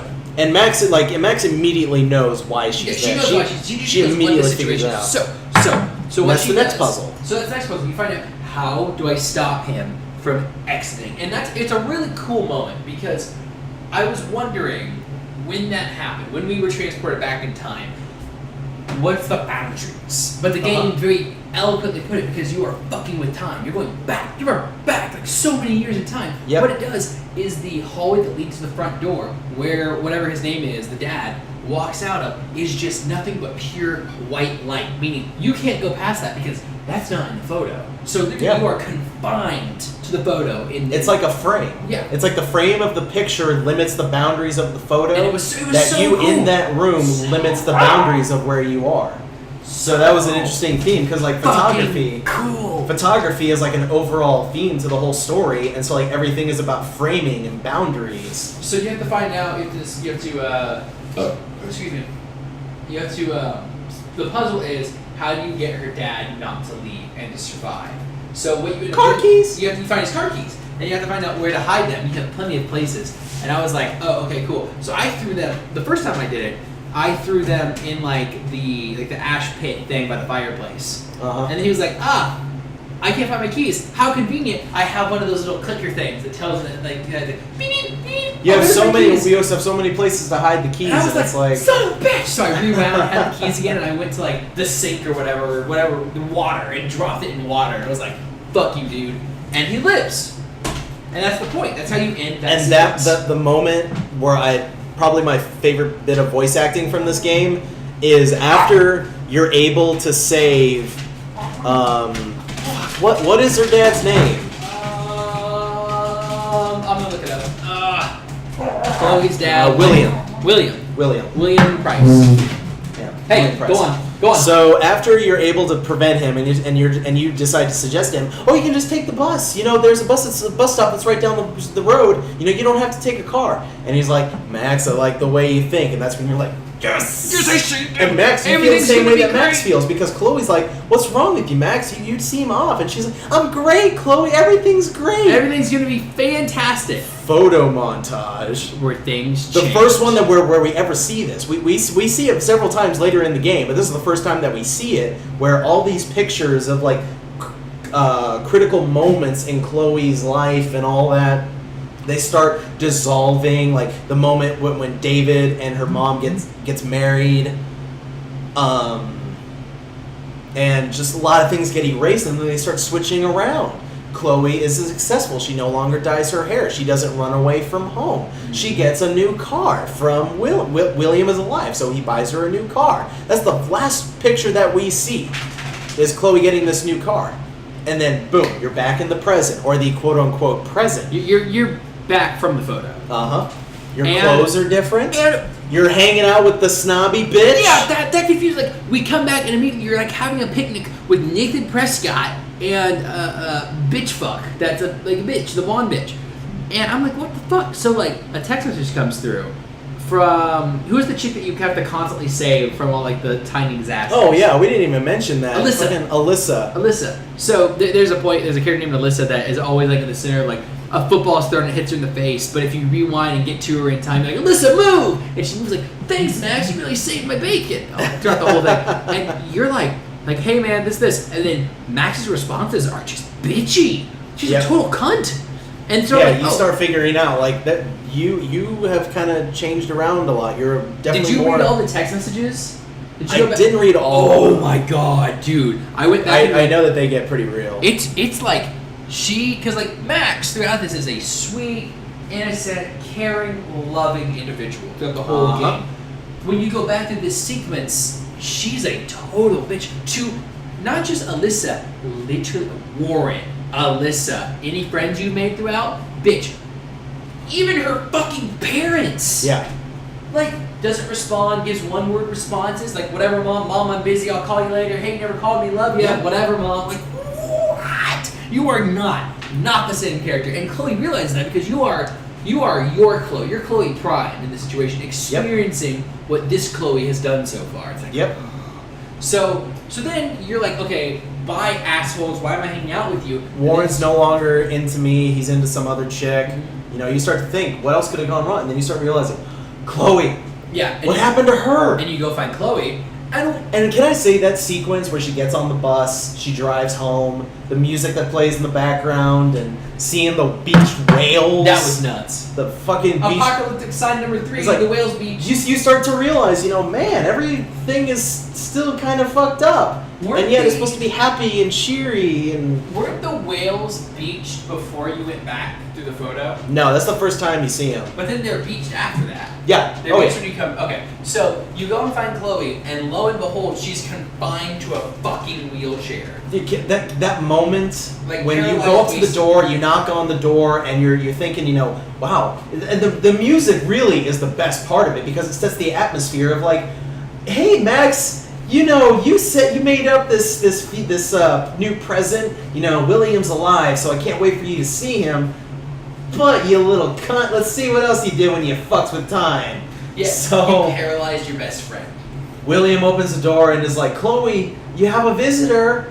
Max sees it, and I gotta just say, like, I know she's technically a bunch of pixels, but the moment when she brought her hands to her mouth, Yeah. and just like in shock as Chloe rolls in on the wheelchair, like I was like, Oh. That was the first time that I almost started tearing up. Yeah. Yeah, it was a very pinnacle moment because it's like, this is what happens. This is chaos theory. Like you literally are fucking with time, and time is like, you know what?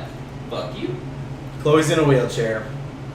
Episode 4. Yeah, that's how episode 3 ends. It's like, And here's the thing, you're still in this present. You're still in this altered present. Episode 4 starts with the alternative present. We'll call it present 2. Yeah. There's a moment where like you and Chloe are walking on the beach or You see the walking on the whales. beach. You see you're next to the whales. You're walking, she's rolling. I'm an asshole for saying that, Jesus. No, Chloe's definitely just walking on the beach with wheels. Fuck you. But yeah, they have some conversations. You know, you start to get a little more characterization in who this Max is supposed to be that you're playing as. Mm-hmm. You find out William is having some financial troubles. The whole paralysis thing, you know, is ruining their finances. Yeah, it's they're like putting so much money into keep her alive. Yeah.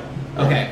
So I want to do some skipping ahead here real quick because you kind of see the world. The world is pretty much the same, other than you're a huge bitch and Chloe is paralyzed and William's alive. But she's still your friend. She's still sticking around. You guys watch fucking Blade Runner later. I love that was so great. I love that moment. You like, let's watch Blade Runner like we used to. Sweet, let's do that.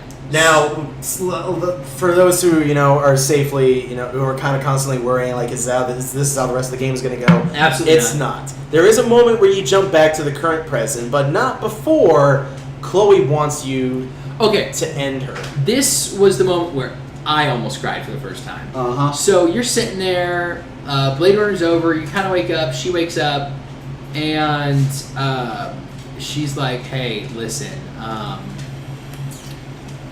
I need a favor.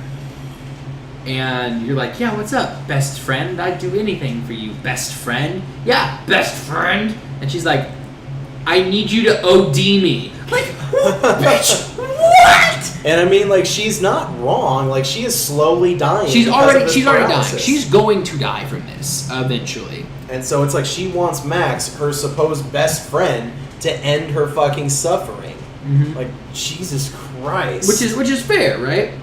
Sorry, I was reading something. We're good. Yeah, which is fair. Like, it's like when you're in that type of situation where you have a life-threatening whatever, you kind of have that feeling like, do I let this thing slowly take me eventually into the abyss, or do I go out on my own terms? And she decided she wanted to go out on her own terms. Now, you said, are you thinking, is this how the rest of the game is going to be? I was thinking like it was going to, right? Yeah. And so my decision was, I said no. What'd you say? Did you kill her? Yeah, I couldn't do it. It was Chloe. It was my best friend. We've been setting this up for 3 episodes up to this one. But then her reaction, was so like, all right, I thought you were my fucking best friend. You pretty much burned bridges at that point. She wants you to leave. And that's when I'm like, okay, things are spiraling out of control in this alternate reality. Am I going back to the current present? And as soon as she pulled out the photo book, I realized, we're going back. She's going to use that ability again. Because then you look at one of the pictures of fucking the photobomb. Yep. When you guys wake up at the beginning of episode 3 and you guys are in Chloe's bed and you take a selfie and Chloe's like, photobomb! Yep. And you go back to that and you're like, and that was a really harsh moment because you're like, wow, everything that's happened, I had to let it happen again. Like, I had to relive all that. They don't... Okay, no. Remind me when we get to episode 5 to bring up the book Seconds, because there's a lot of parallels there. Just remind me about that, okay? The book Seconds? The book titled Seconds. Yeah. So that's episode... What else happens in episode 4? Well, you're back in episode 4, because that's the night of the dance. Episode 4 is... Right? Yeah. Okay, cool. I did a hand motion to Matthew because I don't want to get to that part yet, but... At this point, you still are investigating Nathan. So you are brought the back to... The reason why Kate was bullied. Yeah. You brought back to the drugs that Nathan bought from Frank. That was such a cool puzzle! Yeah. Oh my god, you got like... Eventually you talk to Frank and you...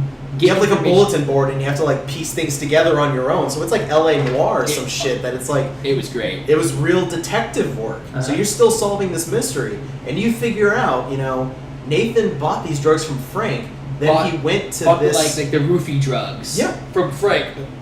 And then went to the party. Also... The night of the party. The pictures of the farm, too. So don't forget, you go to the farm before you go to the party, and you discover the dark room. Was that before the party? Yeah, you go there in the daylight. Oh, that's Because right. you break into the farm. There's a puzzle where like you have to drop a The giant thing to get the door on open. top of the hatch. Yeah, and you discover so- this like bomb shelter looking place that like has a studio. It's literally has the a red photo folders, studio. the photos and everything. And you And find you're like- Rachel's pictures. And you find pictures of Rachel with like her knocked the fuck out with Nathan Prescott posing with her. And my first thought was, all right, cool, he's got all this equipment, he could have put on a timer. But my initial thought was, who the fuck took the photo? Yep. And that's when I realized there's somebody else involved here. Yeah. It's not just Nathan Prescott. Granted, Nathan is part of the richest family, but like, granted, that- he's got the that was money. that was the obvious choice. Like, who that we have met so far has the means to afford an underground photo shelter, essentially, with all the bells and whistles. Max makes a point when she sees the camera, like, holy shit, it's a Keyword- really expensive camera. Like, Keyword photos, camera. Who else at this school has an interest in photography? so you go to the party. So you go to the party, And at that point, Rachel's.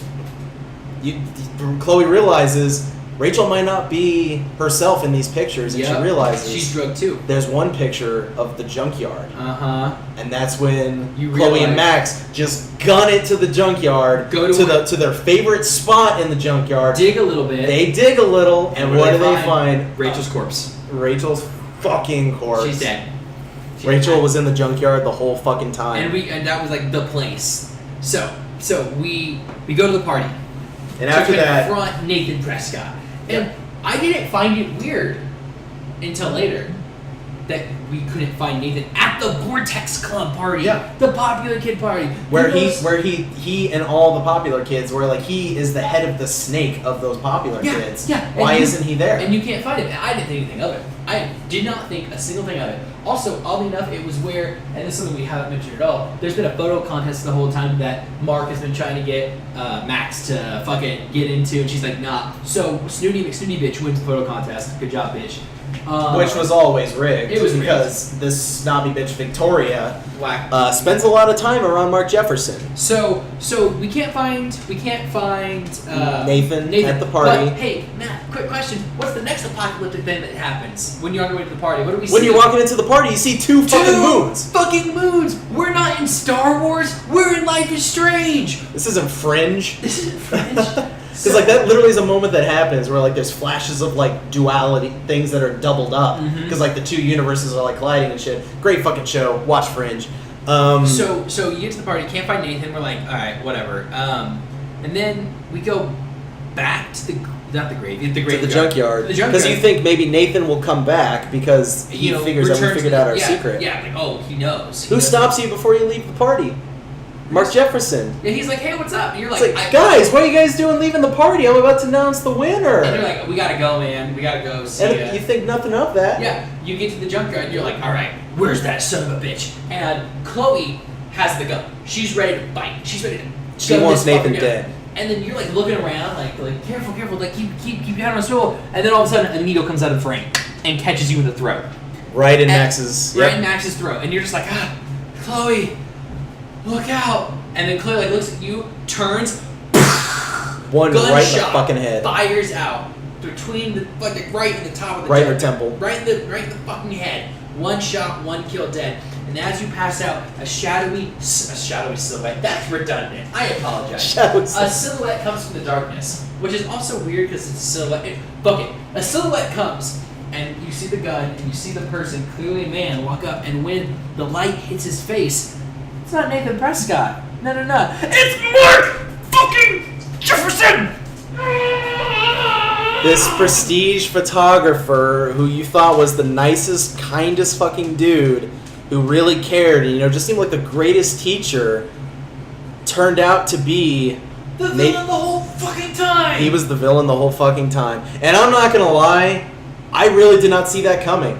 I did never once suspect Jefferson throughout the entirety. Me either. At one point I was thinking, why wasn't he so helpful to Kate? And then I just realized that's just him being a teacher. Mm-hmm. Because a lot of teachers will do that, where it's just like, it's all in your head, don't worry about it, talk to the counselor. You'll help enough, but as someone in education, you can't help too much because the second you give them a life-altering thing for good or for negative, it's then your doing. Because, like, imagine if he tried to give advice, like, in a real-life situation, if he tried to give Kate advice, but then she went and committed suicide anyway, and then someone found out that he was the last one to talk to her, what you talked to her about? You told her that's why she killed herself, you're fired. Like, it's a teaching thing. It's literally an education thing. You can't be too helpful if you're just a teacher. Yeah, you don't think, like, oh, yeah, he's behind everything. He's just a cog in the machine of Kate. But then you realize he's the fucking winder of the goddamn He's the gears. builder of the machine. That's why he came back. And that is how episode 4 ends. It ends on that cliffhanger. Like, fucking literally, like, by the way, your best friend's dead, and you're drugged, and it's your role Jefferson's model just that did it the standing whole over your time. body. Fuck. So episode 5, you find out that Jefferson has been 5, behind where all of everything just really starts letting loose. He's literally Everything starts unraveling. He's been behind the whole thing. Rachel, Kate, you now. Nathan. Nathan. You find out at that point he already killed Nathan. Nathan's dead. Nathan was dead that whole time. Nathan, hey Matt, remember the poster you put up right here? Scapegoat. Scapegoat. He was using, he knew Nathan Prescott was going down for what he had done. He used Nathan because you find out later that you find out throughout the game that Nathan is very distant with his father. He's been disappointing the Prescott family name. So instead of like working out with his dad, he saw Mark Jefferson as a father figure. And that's how Jefferson like lured him in to do his fucking bidding. Yeah. So he used him to get the money for the bunker, everything. And you find out the portfolio. Who's the one that's been taking all the photos? Mark Jefferson. Mark Jefferson. Who drugged Kate? Mark. It was probably actually. Oh yeah, her because was Nathan. But then Mark took the photos. Like Kate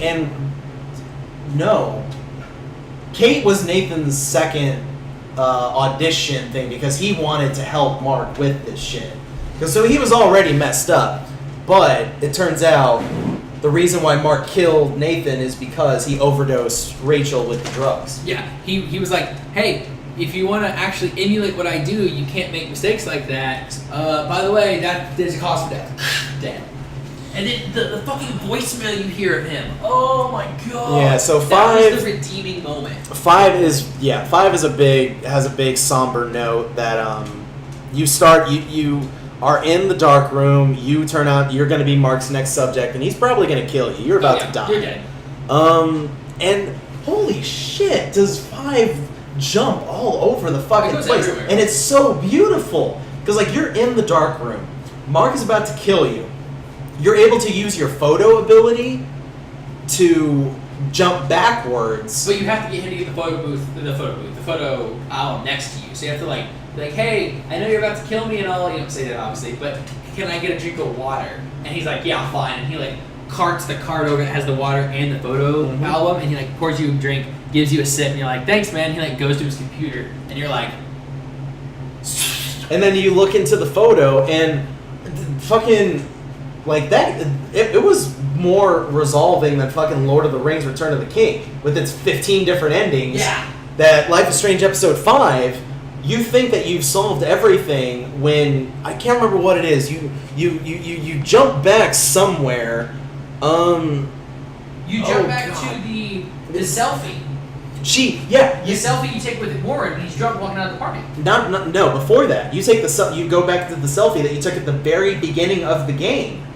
Oh, yeah! Because at that point, you know Jefferson's behind everything, so you go back to the beginning and you alert the security guard immediately that Jefferson's behind everything and you get him arrested. You win the contest, principal takes you to San Francisco, and you think, oh, this is a nice, downward thing.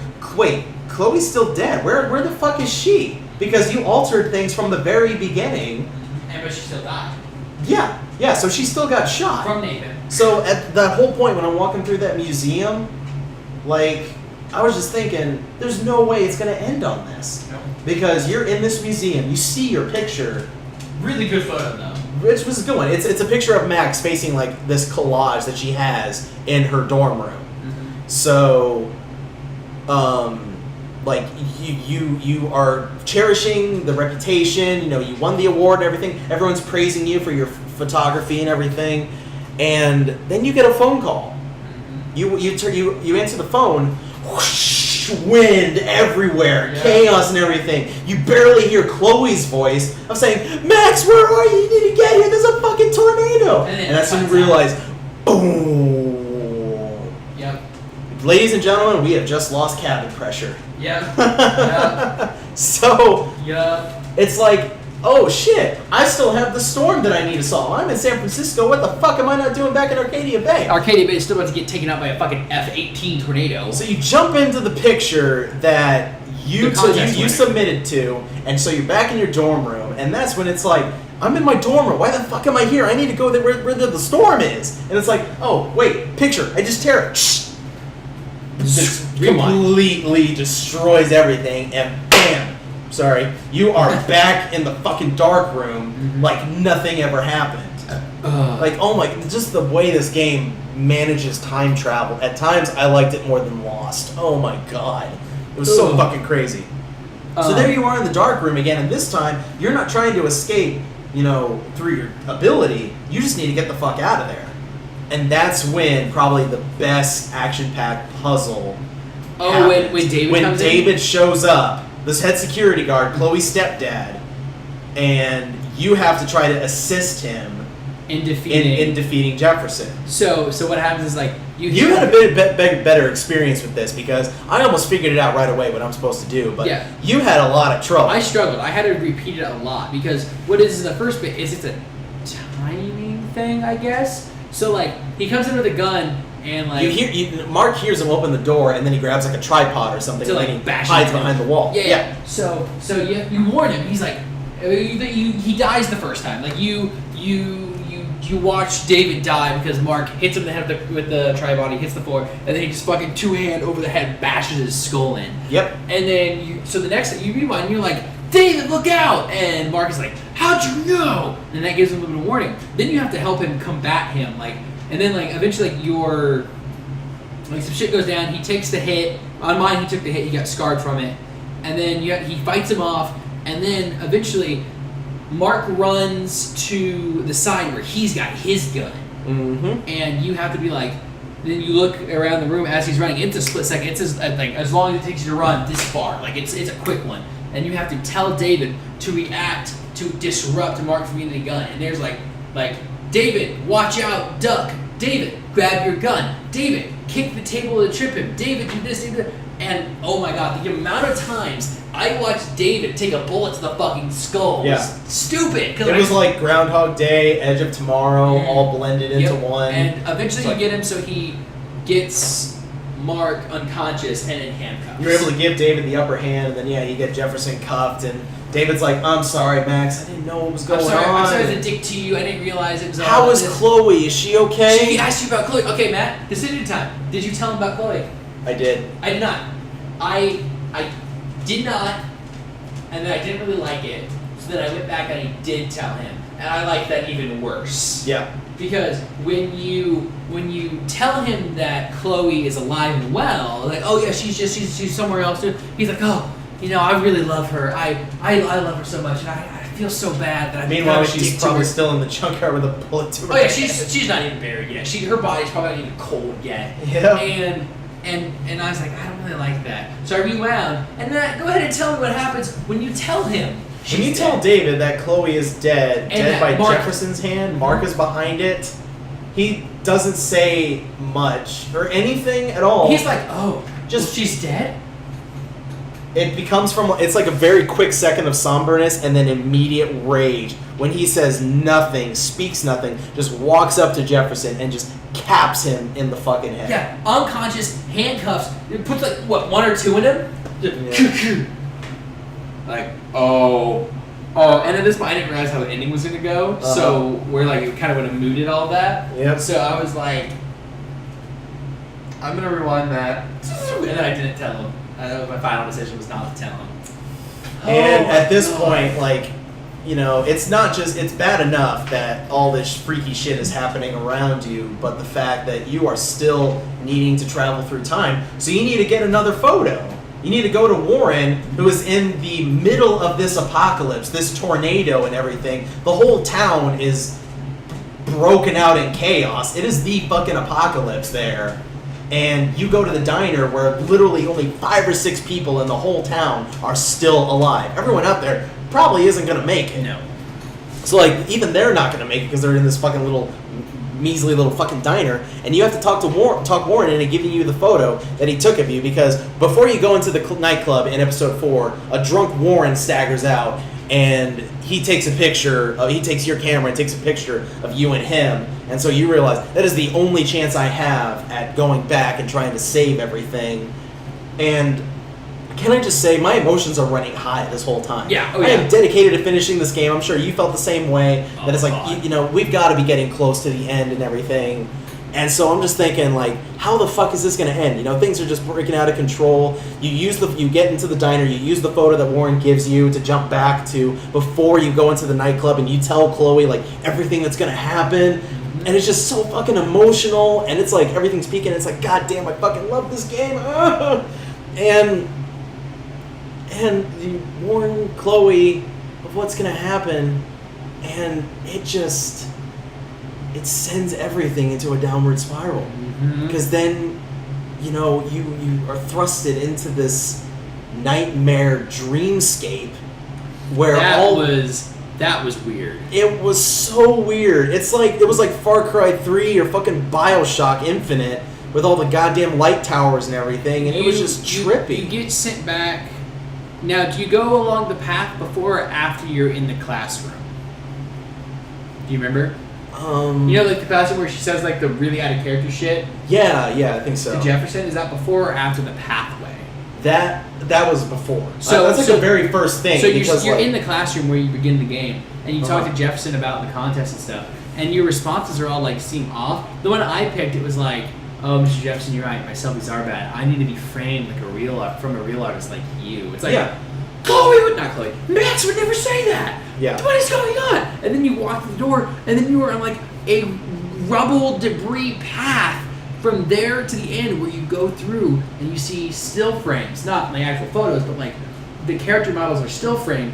That's not even the peak of it. Just for the sake of time, we just want to let you guys know this is like a half hour just fucking nightmare of just shit going on, where Chloe at one point is like berating you and making out with Nathan and calling Max like a bitch and everything. And it's like you start to wonder, why is this going on? Because the technically like the second to last part of this is, you're walking down this path and you see all these still shots of all the stuff that you and Chloe have been throughout the adventure.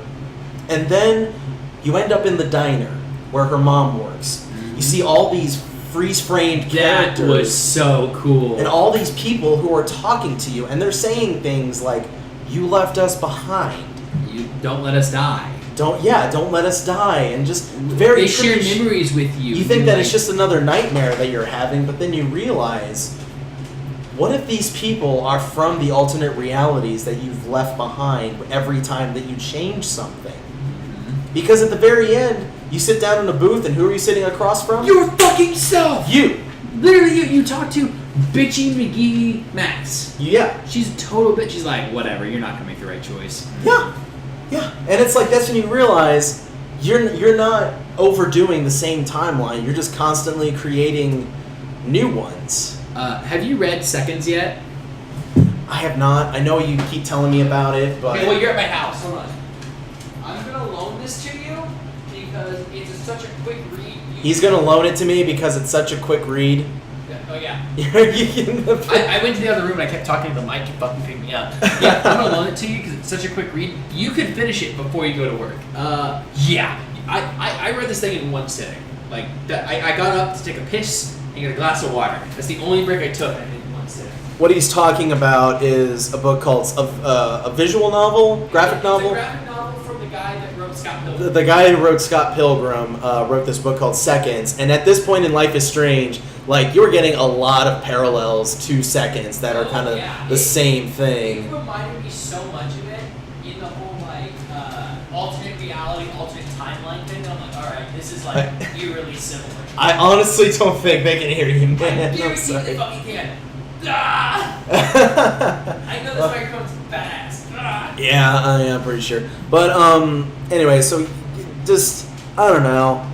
This has been such a fucking wild ride. We've been talking about so much shit about this, and at this point, it was just draining to me to hear all these things about me being a bad person, and I'm just trying to fix things, and I want my friend to be saved, and it's like, after I get thrown out of that crazy dreamscape shit, that fucking, I wake up and we're at the lighthouse. Yeah. It's Chloe and I at the lighthouse, and it's like, oh, finally, Chloe, you're here. I haven't seen you since Mark shot you in the head. Yeah. And it's like, and Chloe, by this point, Chloe knows what's going on. Because the whole time you guys are talking, Chloe's like, Max, you know I love you, and you're my best friend, and I would never want to leave and everything, and oh God, I'm... Yeah, I know, right? And she's like, you know what you have to do, and she hands you the photo. Because you know that there's, you think that there's one more photo that you can jump into to try to erase it all. And, well, no, Max doesn't know that, Chloe knows that. Mm-hmm. She has it, so you're trying to think, you know, man, you know, we can still evacuate people, we can sure try to save people, you know, this can't happen like this, you know, we can still make it out of here. The whole time Chloe, stoic, completely quiet, and she just tells Max, you know what you need to do. And she takes out the photo of the butterfly that you took in the very first moments of episode 1. And Chloe explains the biggest twist. This is the overall arc as to why things are going so batshit crazy. The universe needs Chloe to die. Yep. It is her fate to die. Chloe knows it. Max isn't willing to accept it. Mm-hmm. And she gives her the photo, and this is where it all comes down to. You can either jump into the photo, or go into the bathroom where Chloe and Nathan had their little standoff, mm-hmm. and you let Chloe get shot.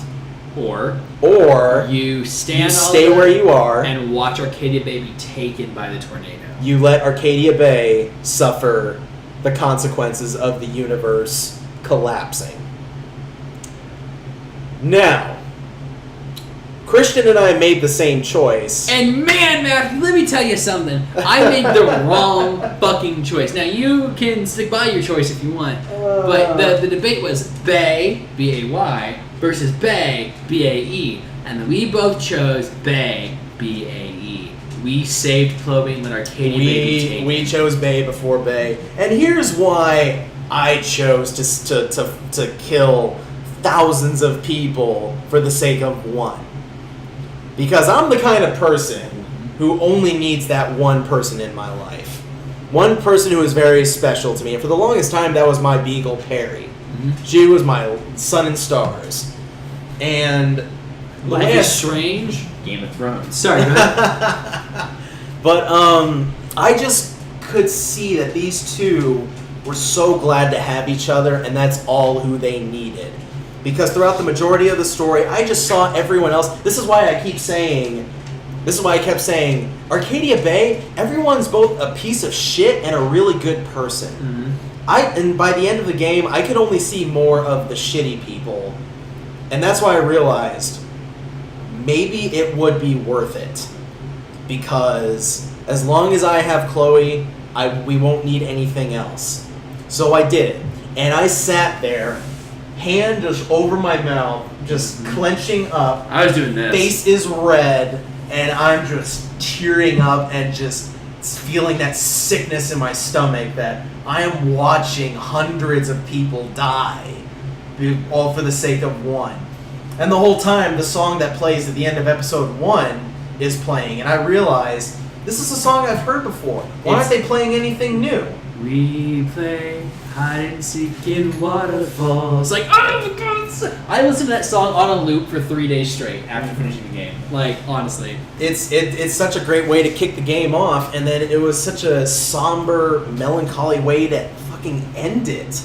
Because like there you are, you're standing on this ridge and you're watching this tornado just kill everybody and everything that you've ever cared for. No one's getting out of that. Mm-hmm. Warren, Alyssa, everyone that you tried saving during the sequence. The bad, the ugly. When you're like in the town during the storm and you're trying to save as many people as possible, all that would be rendered moot if you chose to sacrifice Arcadia Bay. Mm-hmm. Granted, I was thinking of the consequences, and god damn did I still stand by my choice because that just... god damn. So, Christian disagrees. He doesn't think that's the best If I could go back, I would. Now, wait, for the record, because this is an episode, I have finally accepted sacrificing Chloe as the ending, as the canon ending, that's what's supposed to happen. I just couldn't accept it at first because I love Chloe so much. Oh, I know. I love Chloe so much. That's the thing, though, is that I was talking to Daphne about it. She goes, why did you pick Chloe over Katie Bay? It's like, all right, how many times did I have to choose to save Chloe? And I couldn't choose to kill Chloe when she asked me to the first time in the alternate reality when she was suffering. I couldn't choose to kill her to save everyone else. It's just I couldn't do it the first time. I couldn't do it the second time, and that was ultimately why I made that decision. But I went back and I watched on YouTube the ending where you save Arcadia Bay. Yeah, let's go into the sacrifice Chloe ending. Yeah, and what happens is like you're like, okay, Chloe, I'm gonna do it, and she like gives you a big hug. She's like, I love you, and listen, you make sure you get Mark Jefferson. Like I know right now I'm about to die. And alternate reality, the reality you're about to go to me is going to be dead, and I'm not going to know any of this is going to happen. She doesn't say all that, but we all know that's the thought process going through. But whatever you do, make sure you make Mark Jefferson pay for Rachel. And that's what you do. You go back and you get the photo montage, and you see all the stuff. You see Chloe die. Also, the moment where you watch Chloe die, or you don't watch her die, where you let her die, is you're in the corner, you take the photo, and like you're there, and you're like, this is happening, and she just sits down back she to doesn't the, even look no back to the wall, sits down like fetal position essentially, and just like rocks back and forth as she listens to the fight, and then the bullet happens, she like flinches, she's like, and she like, covers her mouth, she doesn't say anything, and yeah, that's when you and then you see the montage of Prescott being arrested, of Mark Jefferson being arrested, and everything resolving, and then you see Chloe's funeral where Warren, Chloe's mom, and Chloe's stepdad are all there. Now, and it was a different song. That's the thing. The reason why this is the ending is because it introduces a new song that you've never heard in the game, and I can just safely say it's Spanish Sahara by the Foals. Look this song up because I don't think I've ever seen a more beautiful, tragic ending than the Sacrifice Chloe ending. Because while the Sacrifice Arcadia Bay is emotional as well, yeah, you know, you guys drive through the rubble, you know, with blank expressions on your face, and you don't think of anything else, and you know, you just drive on into the future, and it's like, what happens then? You know, is that going to be canon? Is there going to be a season 2 with Chloe and Max on their wild adventures? But then I realize the other ending is where it counts, is because so much more shit is more wrapped up. You know, Sacrifice Arcadia Bay is just chopping the head off, you know, from a guillotine, while the Sacrifice Chloe is the more expressive, more emotional, like, it's what needed to happen. And if you're responsible enough, you'll know that that's what's right. And we did it. So, God damn, we still chose Sacrifice. I in the back of my mind, I'm still thinking Bay before Bay, but then again... Can I get that on a t-shirt? Like B-A-E before B-A-Y. I don't see why it's with not like a tornado already. like next to the bay. Like, that would make me so happy. Fuck, dude. Fucking draw it up or something. fucking Digital Leftovers first shirt. Bay before Bay. Tornado. So, you know, that concludes our spoiler cast. And can we just safely say, we know we've technically been spoiler casting this game throughout the entirety of how long Digital Leftovers like has been the a last thing 3 episodes. for almost all 7 episodes, except for the first episode. I think I started bringing up around episode 2. But almost for the majority of Digital Leftovers, we've been mentioning Life is Strange, and the like fact dancing around it. we're dancing around and technically still spoiler casting it, so why make an episode about it? Just because we've had so much shit to talk about with it, because to me it's an important game. It's an important experience for people our age and even people a whole lot younger. Anybody who wants a mature experience that teaches, you know, lessons and, you know, brings in themes and just if it were a movie instead, oh my god, it could win Best Picture. It could. It totally could. So, that being said, we decided let's get into the nitty gritty of this game by dedicating an entire episode to it because we just love it so fucking much. I know I love it. Oh yeah. So, I don't know, just I understand if you've been listening through this and you made it through all maybe about 3 hours that we've been talking. You about haven't. And that being said, like I'm not gonna say congratulations, you had an entire game spoiled for you that you totally could have played yourself. Well, like, you could have stopped the video. I don't feel bad for you. Exactly. That being said, like to those who have listened in and haven't played it, you should still pick it up and try it out for yourselves because it is such a masterpiece. Oh my fucking god! At least pick up the free first episode from Steam. We can't say it enough. Give it a shot. The first episode is free. Just what else are you gonna lose besides a couple hours? That's like 2 or 3 league games. Yeah. That's a couple raids in WoW. Yeah, like that's like 6 10 dungeons. Rainbow Six Siege matches, or like 10 fucking HOTS games. Like I say, HOTS game at most goes for 20 minutes. Like I think the longest HOTS game I've had was like 30, but that was like an intense fucking game. So like HOTS games are like what 15 to 30 minutes. Like fuck, like just do that. Like and then if you didn't like it, well then it's fine because you don't have to like everything. So go back and play HOTS or League, whatever it is that you like to play. Play this game, at least the first one, and then go out and just enjoy video games. Speaking of video games, Matthew, I know we had a discussion how we don't want to like say something at the end of the podcast and leave it be. There is one thing that we need to mention to our audience that we're going to start doing. And since we did start this podcast kind of in the middle of the year, might as well get started now. Yep. We're going to start accumulating titles to be nominated for Digital Leftovers Game of the Year. Yes. And that is a discussion we will start on the next episode, episode 8. So far, one game has made the list. We started playing last night. And we're not going to mention it now. We're going to talk about it next week. Yep. Or hopefully next week, next episode.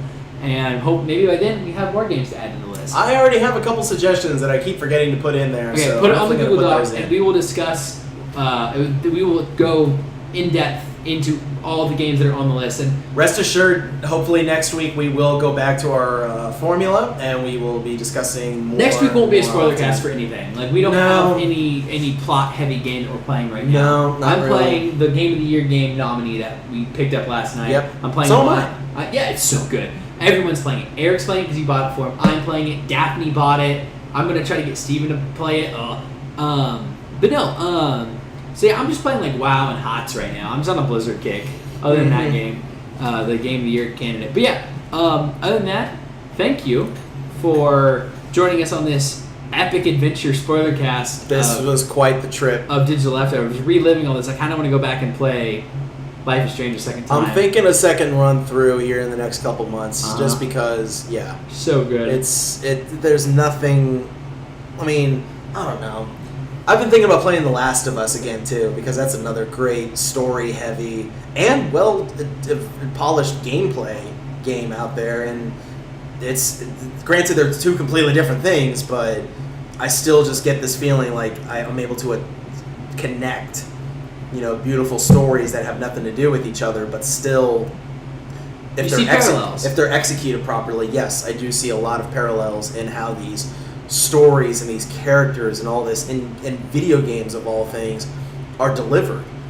Because back in the day we didn't have shit like cutscenes or story heavy games or interactive adventures. It was just, here, your little green dude, there's a little hole up there, go up in it. Get in the hole. There's an old man, there's a sword, take it, go up there, wreck shit up, done. No interesting cutscenes or anything. And granted, if that's the kind of game that you prefer to play as, Fucking go for it. Got nothing against you for that. Just saying, there's stuff out there that there are games that have an impact on the industry because there's nothing like it out there. If we can get more games like Life is Strange, we're gonna have like a golden age of fucking video games, and it's gonna be amazing. And you know what? What a time to be alive and play those games. That being said, Season 2 has been announced. No details. Life is Strange. What? Bullshit. oh, that annoys me. Which you could probably, I can imagine how you'd have mixed feelings about. I have mixed feelings about it, but I'm thinking, it could be an anthology series. There's nothing left in Max's story. No, she's not done. really. She's done. But could you imagine if there were other people like her out there that were going through the same thing? What would they do? What's their story? Okay, so again, no details. On no release episode date or like anything, 167 of Digital Leftovers, we're going to be having the next fucking spoiler cast for season 2. The next season of Life is Strange. Fuck yes. All right. Thank you for listening to episode 7 of Digital Leftovers. As always, I'm Christian. I'm not. And it was a pleasure speaking to you all about Life is Strange, and we'll see you again next week. Don't text and drive.